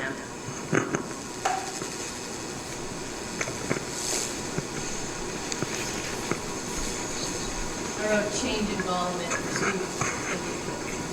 change, I think, pulls people in, I guess. I was wondering if there's already scheduled events, like years back there were like some sort of big jazz and singing event that had desserts and stuff, and to somehow have a presence or a statement at things like that in an unabashed way. This is possible because of this, and if we had more, we could do more, or somehow to make use of those opportunities, those celebrations that are already happening. Yeah, that's great. Yeah, different events that are already happening that we can try to find a way to still connect informally with people about what's going on. I don't know who was first. I guess I just want to clarify, as we brainstorm these strategies, are we asking other community members for their thoughts and opinions about these 5 issues? Is that what we're doing? Yeah, I'm going to give that one to you, Sue, because I think that I need clarity. Yeah, so I think, so this was a start today, and whoever helps with the planning is going to clarify these issues. So it could be, once you decide what you want to really dig deep into in the fall, that will help you decide what you want to do in the spring. And so it could be that you choose a couple of these issues that you want people to weigh in on. It also could be that you want to have a more open conversation with people about some of their kind of experiences like we did in the morning. What were some of the experiences that really stood out for you? What matters to you? You can have conversations that kind of surface people's values, and then in the fall you can apply those values to specific issues like facilities or, how governance is working, that kind of thing. So I think part of the idea of a spring outreach is to do something very open-ended where you can start understanding what matters to the community, and then you can share that back with them and say, given that these are the things that matter to you, what are your thoughts about some of these specific issues? Does that make sense? So initially, our next steps are still just casting a wide net about what people want to hear about. We're not trying to get them to focus on these things, because that's just what we decide.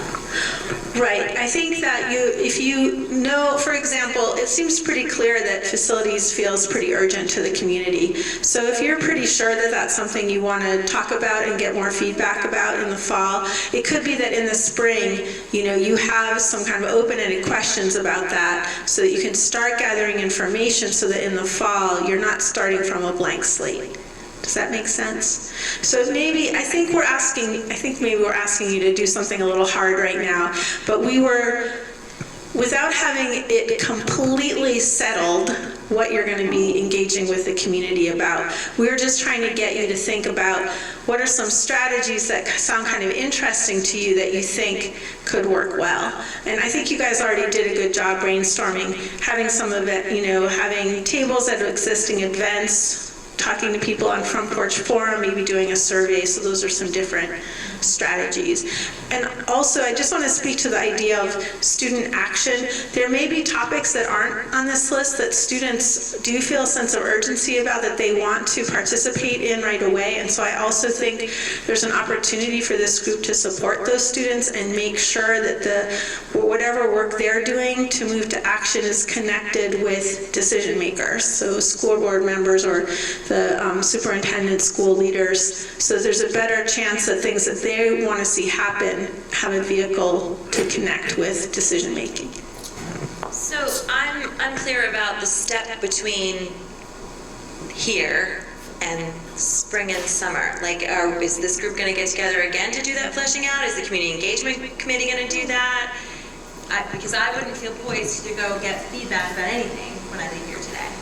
Right, and so our next piece was to talk about ways that people are welcome to stay involved. So we have some folks that help to plan this event, but we'd love to invite others to join us in sort of a planning or steering committee to take what's happened today and the brainstorming that's been done and these topic ideas, and working with Sue to come up with a more specific map for building that out. But we wanted to be sure to engage all of you in that idea and brainstorming so that, you know, we have even more feedback beyond just the 6 or so people that have been there. If I can. You know, remember the chart that I showed that had organize, engage, and act with all the little symbols on it? So part of increasing the likelihood that whatever engagement you do leads to change, it's really important to think it through, so you're not just engaging in a vacuum. And so as a starting point, the people that have been meeting, we kind of identified some building blocks for an engagement process that will take place between now and the end of December, okay? And we wanted to make sure that you all had a chance to weigh in on those building blocks. And it's a little hard, we're asking you to do that before we're completely sure what we're engaging around exactly. We have some ideas up here. So what I think I'd like to suggest is maybe we can move on, Sally and Krista, to the next part where they kind of talk to you about what are the opportunities to stay involved with this work. And then maybe before you leave today, if you have thoughts about any of those kind of building blocks of work, you can just write them down on the chart paper below. So for example, you might say, one of the things is after there's community conversations, there's a report to the community, and you might have some thoughts about that. Like, that shouldn't be a report, it should be a video, you know. And the other thing I'll say is right now, the way that the small group talked about this work is there would be some outreach in the spring, a kickoff meeting in the fall, and a facilitator. And the initial conversation about community conversations about maybe some or several of these issues would be that every town would have its own set of community conversations. So each town would have its own conversation, and then there would be convening in a celebration after those conversations to bring everybody across the towns together and hear what are the themes, what are the key things people care about, what's the input they want to share with decision makers, what are the areas where people want to step up and get engaged, those kinds of things, and then that would lead to a report. So that's kind of the basic outline of how the work would go.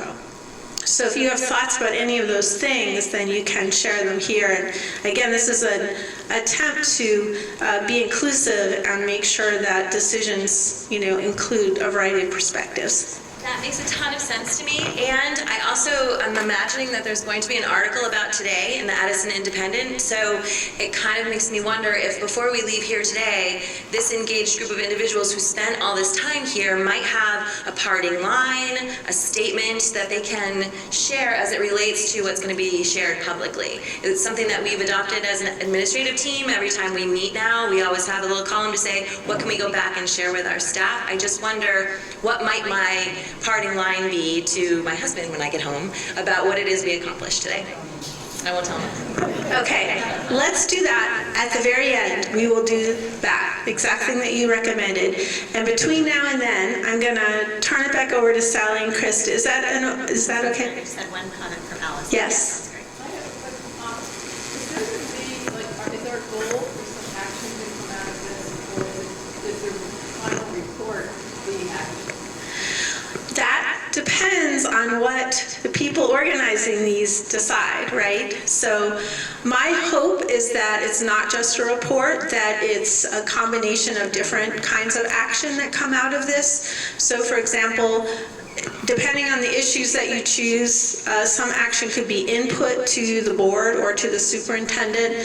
Some action could be, for example, maybe there's a group that forms to think about how to set up school-based councils in different schools. It's a little hard. One of the things about these engagement processes is at the beginning there's a little bit of a lack of clarity because you're trying not to come in with all the answers, right? You're trying to leave it open so the community can weigh in.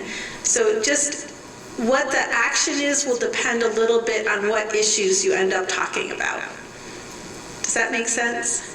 It does. I'm just concerned that we've had trouble having an impact. And I think that without people saying that we're going to have an impact, again, we are get people engaged. Right. We kind of got into the ditch and we've got to figure out how we're going to get out of the ditch. Right. So I think that one of the ways to combat that is that at each step along the way in this process, you have to get feedback, have a good feedback loop with the community. So for example, if you decide you want to do a survey in the summer, then you have to get the results and theme them and share them with school administrators and let the community know how those concerns or questions or interests or hopes that you found out about how they're informing next steps, either in this engagement process or decisions that are being made in the district. So I think you're right, and there's going to have to be a lot of communication along the way so that people can see, oh, I went to this meeting and this is what happened, and I'm going to go back because I know that I was heard and there was a connection. So I think, again, part of the reason for trying to lay this all out at the beginning is to make it more likely that things aren't going to fall through the cracks and that there's going to be a connection between what people participate in, the input that they give, and decisions that get made. Yeah, I think I would really like to see a response, like at possibly like the committee that formulated this event to go before the board and have the board respond to those top 5, and then have a public announcement to the community that the community can view, so that they can know that there's a response, that they're heard. Yeah, and I think that's pretty reasonable, and this committee, being a standing committee of the board, is always on the agenda to report in, so that would be a great place for that.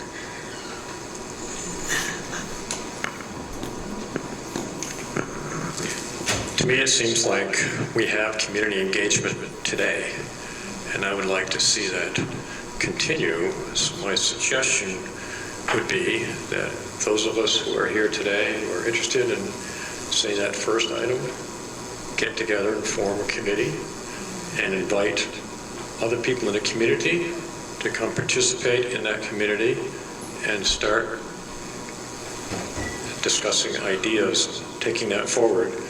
That would be the spring, summer kind of thing as it goes on. And people, in parallel, people interested in number 2 do the same kind of thing. Need separate tab? Pardon me? Need separate tab? No. Need what? Tab? Well, I was thinking of this whole community, not necessarily separate towns. Okay. So I think we would probably want to come back together in a sort of planning team format to figure out what approach, including that in the mix. But I think it seems uncomfortable right now at 3 o'clock to be deciding, are we going to open it up to talk about values? It just seems like this is way too big to be, I don't know. I don't know. This just seems difficult right now. I don't think we know what we're doing or what we're deciding. So it could have been, my bias is always to be as inclusive as possible.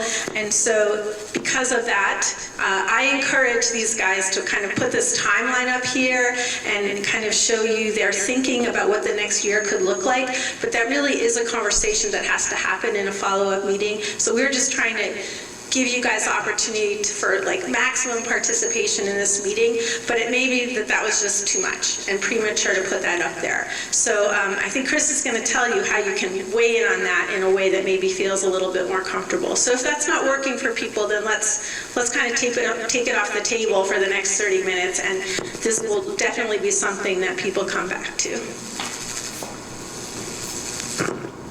Did you?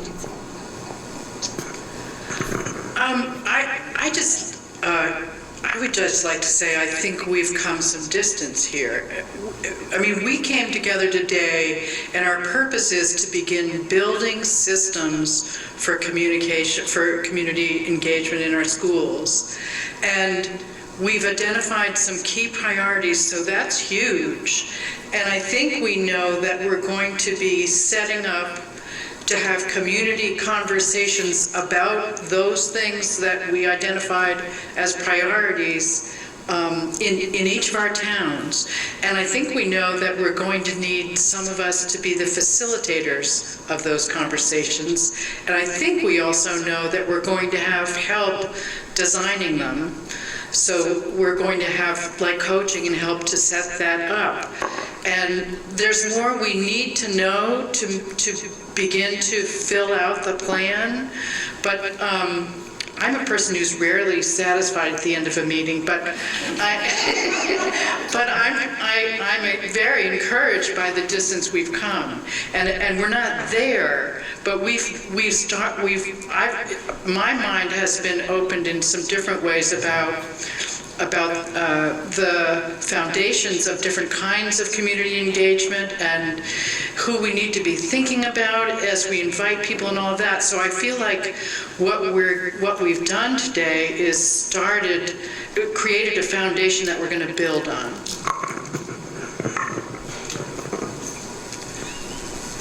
Okay, maybe just one more, and then we can talk about how to stay involved. So I'd like to just piggyback on what Nancy said, is that I think a foundation was built today, and I think part of the strength of the foundation was that two groups came together, the school board and the group that met last year, that were, I wouldn't say they were at odds, but they were two groups that were working sort of in parallel to each other. And they came together to plan this. I think it's been a wonderful day today. And it's important that those two groups still stay intact. And you said that it's a standing group of the board, Krista? This group is a standing group of the board? Okay. So you've set a precedent now. This group has set a precedent that we're not going to go out and do our own things. It's going to be coordinated, facilitated. It's been facilitated very professionally today, and a precedent has been set, which I think is really powerful.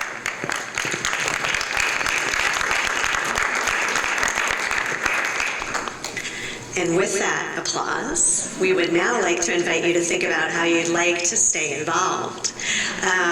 And Sue reminded me to tell you that with these different opportunities for participation that we have on this sheet here, this is not a contract. You're not signing your life away.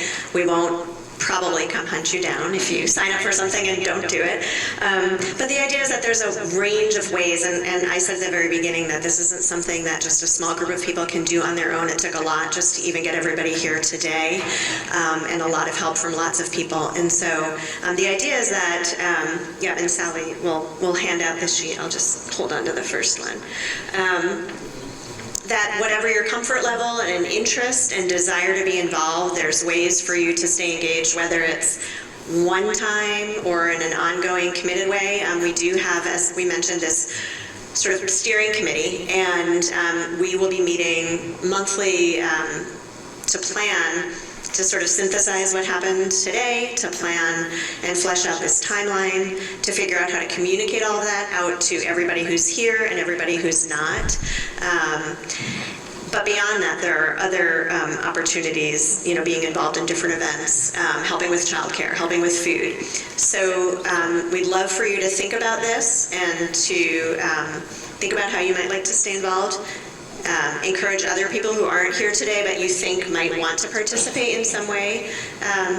to stay involved.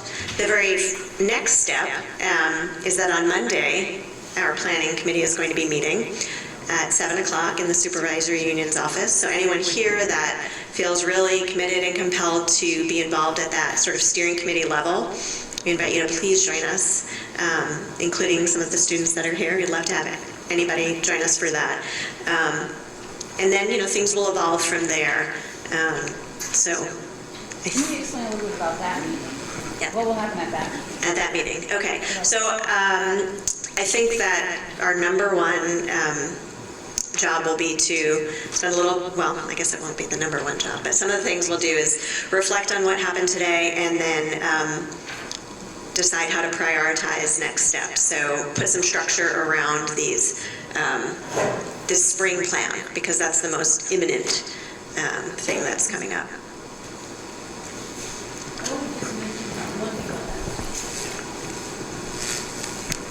And in doing this, reaching out to people and trying to get the most diverse voices, that's where we need everyone in this room who knows different pockets of the community. And that's why we can't do it just a small group to find all those things. So we're going to need to ask everyone in this room to reach into those corners and pockets.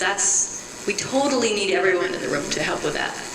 And that's, spring and summer outreach. So grateful for that. I think one of the most challenging aspects of this work is figuring out how to frame your engagement. And so you've come up with a great list of topics, but it's going to take some work to go from that list of topics to an actual plan. And what is it that the board and the district will really be able to utilize, and how can we shape those conversations? So if you want to weigh in on how to frame what's coming up, then the steering committee meeting that Krista mentioned is a really great opportunity to have a say in that. And if you don't care so much about that, but you just want to help make things happen, then there's a lot of other opportunities as well.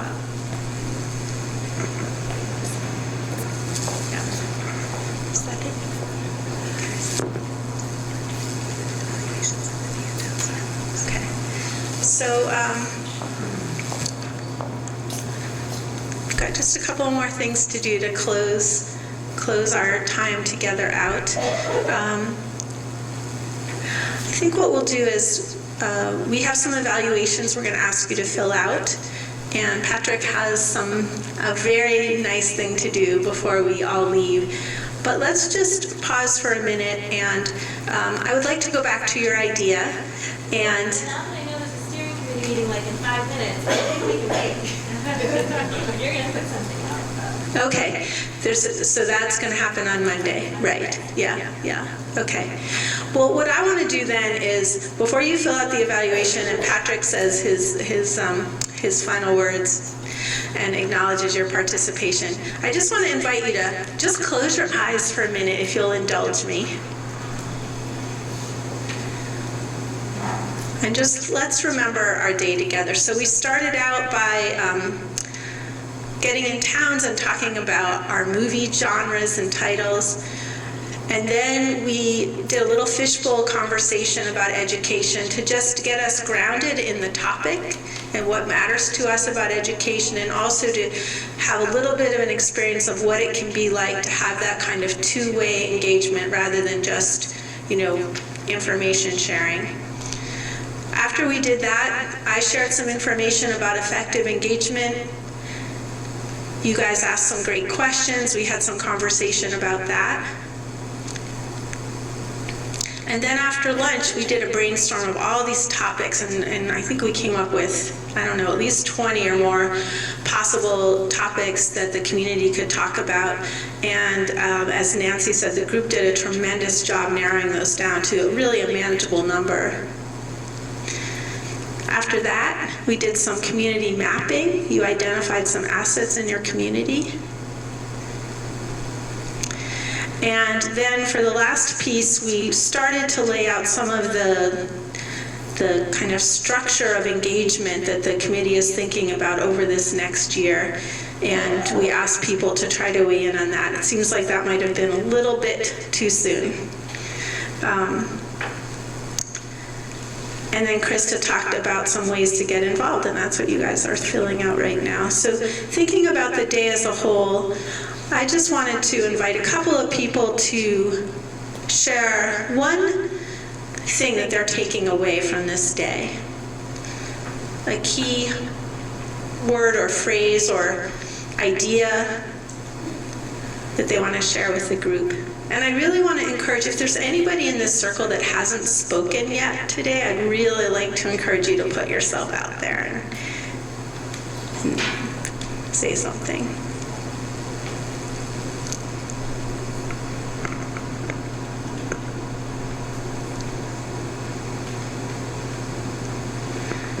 Why don't we do a little whip around? You can pass if you don't want to say something, but just say maybe one phrase or sentence about something you're taking away from the day. And I'll pass the mic around and we could just quickly hear everybody's voice before we're done. For me, it was meeting people from other towns and getting to know their towns a little better. I just feel grateful that there was such a great turnout today and some familiar faces and new faces, and I want to particularly thank the students for joining us, because it would not have been the same without you here, so thank you.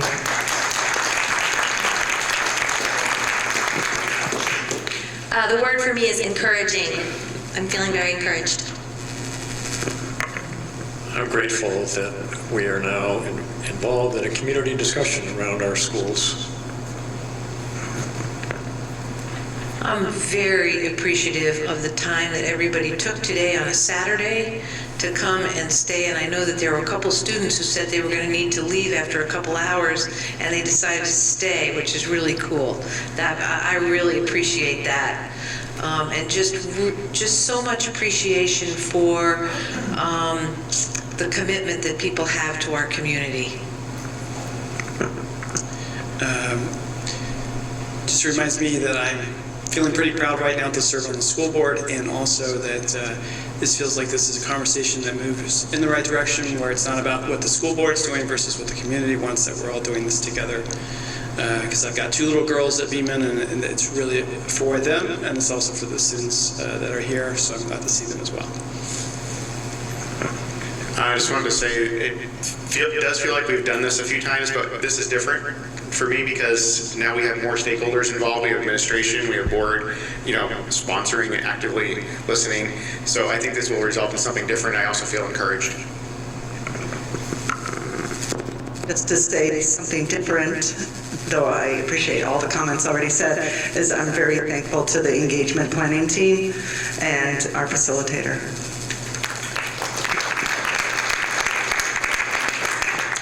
I think my word would be collaborative. It looks like we're really opening up a great collaborative process amongst the communities. Yeah, I agree with what everyone said. It feels like a very positive, well-facilitated community conversation that's moving us in a positive direction. I appreciate it. Yeah, today has really confirmed just how much I value our community, and I'm just grateful to be a part of this and look forward to continuing. Yeah, thanks so much. This is so great to all sit at the same table, from students, superintendent. I mean, that's amazing. So thanks so much.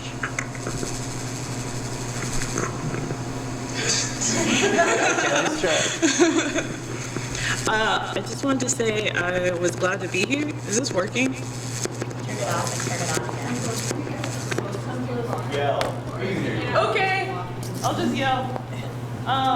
As an AmeriCorps member, I couldn't really weigh in on a lot of these things, but I just want you guys to know that I, in the hub and the rec department, really support your vision, and that you should reach out to us at any time if you want to do any collaborations, because that's what I'm here for, to serve your kids.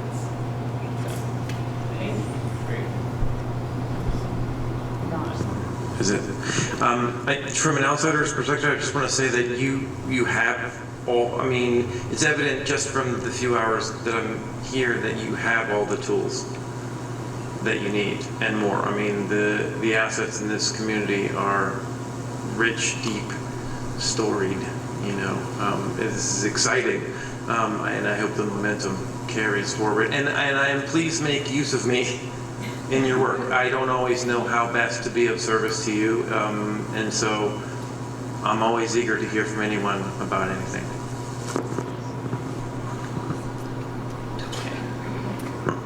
Thanks for having me. Thanks for the tech support about how to... Of course, yep.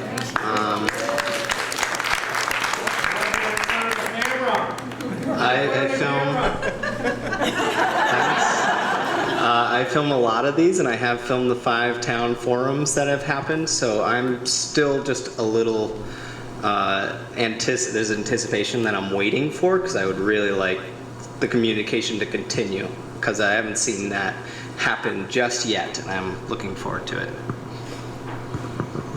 I'm really thankful for Sean, for sure. He showed up to every single one of them.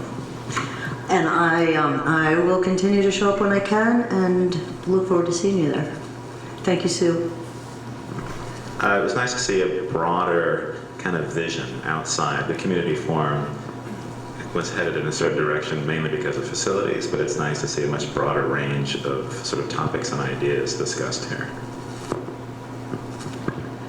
I'm especially interested in seeing the people who aren't here, who we're going to engage. I really look forward to seeing that deeper diversity and finding ways to engage them.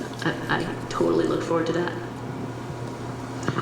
After spending about 15 years working outside of the county and some long commutes, I think I'm very reassured that I still live in a broader community here that puts children first, and we're all going to work together to get them where they need to go at their own pace.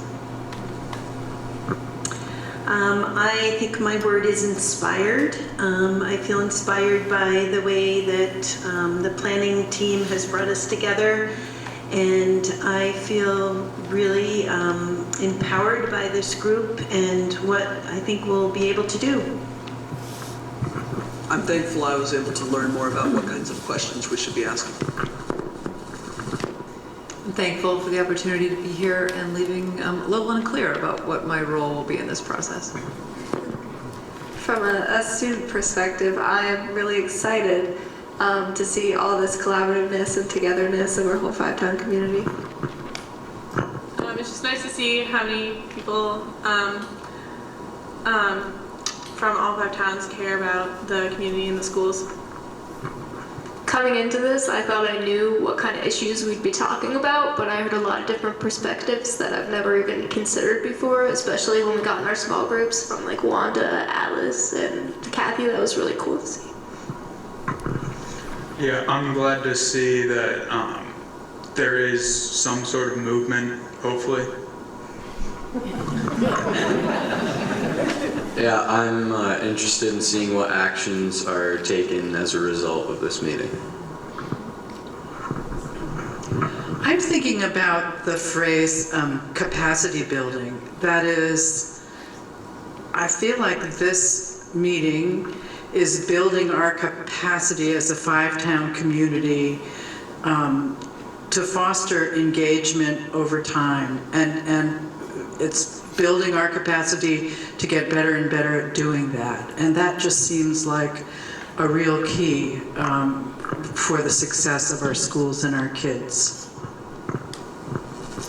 I'm feeling hopeful that some kind of positive action, and we're going to see some changes that are really going to benefit all our children. I think there's a lot of wisdom and strength kind of in this cooperative effort here today. I'm thankful that everyone here was willing to gather for the future of the students.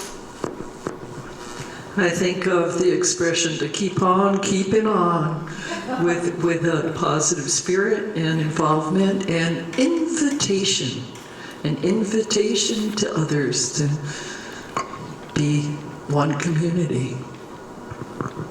So I think if a lot of people are going to come, you might want to switch the room that your meeting is in Monday, because that doesn't hold too many people that comfortably. So you might want to, if you really, I don't know who's going to show up, And I agree with the boys that let's see what happens. We're waiting for 20 years for number one to happen. It's still the number one thing that people want to work on, and so I'm still frustrated. Sorry. I don't have anything else to add except gratitude. Did anyone over here want to say something? So I feel rejuvenated. I've been doing this on a school board for 18 years, and this is the piece that was missing. This was the break in our system, this kind of conversation. So I hope that, I know it'll seem like it's going slow, but I hope you're all willing to just give us a chance, because this has been missing, and so we might not get it right the very first time, but don't give up on us, because we're really, the school board's number one job is really connecting with the communities. Yeah, I think everybody said a lot of things I felt really strongly. I do want to say thank you to Phoebe for one of her final points, which is just that those, as Camille mentioned and others have mentioned, this feels familiar to some of us who've done things. I really do think this is different, and I really appreciate the connectivity. We've got a much more direct line to our board from this, and I feel that our board is really strengthened by today. So thank you. So I'll just quickly say, if you're feeling inspired and enthusiastic, just hold on to that. And if you're feeling skeptical and not sure, hold on to that too, because we need all of that. And whether this beginning leads to change is really up to all of you. You know, it's up to everybody in this room. So I wish you the best, and I'm going to be happy to be working with you over the coming months. And I think, am I handing it over to you? Okay. Krista's going to hand out, we have some evaluations and also some information that I covered earlier in the day is in some of these handouts. And with that, I'll hand it over to Patrick. So my job is to bring the meeting to a close, and that's basically what you just did. I think I couldn't summarize it any better than what we just did in that share around. You know, hearing things like inspired, encouraged, setting the foundation, that's real. And as Don just talked about, this is something that the board's had lots of communication about, realizing this is what's missing, and recognizing the need to create opportunities for dialogue. And there are times when that doesn't work well, given the work the board needs to do, and there are times that we need to make that happen. So this is really just the beginning, and I'm excited about where this can go. And to the points that were made, I completely agree. If it doesn't lead to action, it doesn't feel like it's been worthwhile. So I'm definitely hearing that, message. But I do want to thank Sue and the Community Engagement Subcommittee of the board for doing the hard work to put this together. It's a ton of work, so we can just give them another round of applause.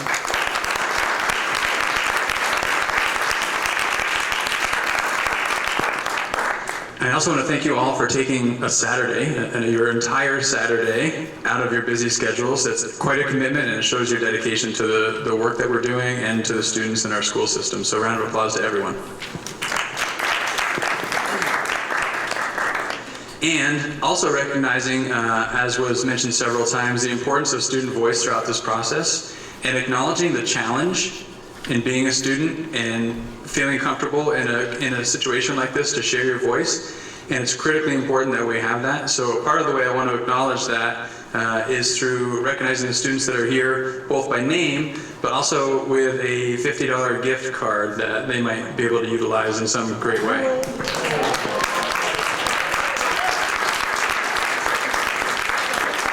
So, Bella Courier, come on up.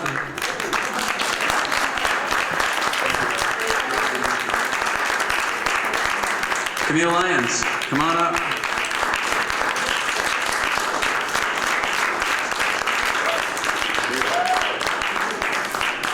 Brian Larson.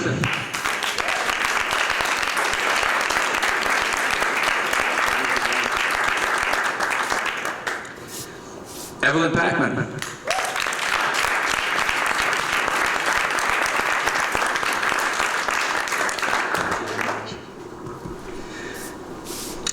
John Bent.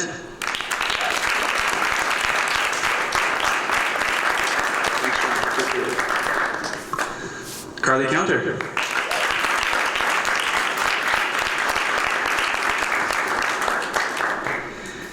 And Matt Cleaves. Not Matt Cleaves. Paul. Come on up, Paul.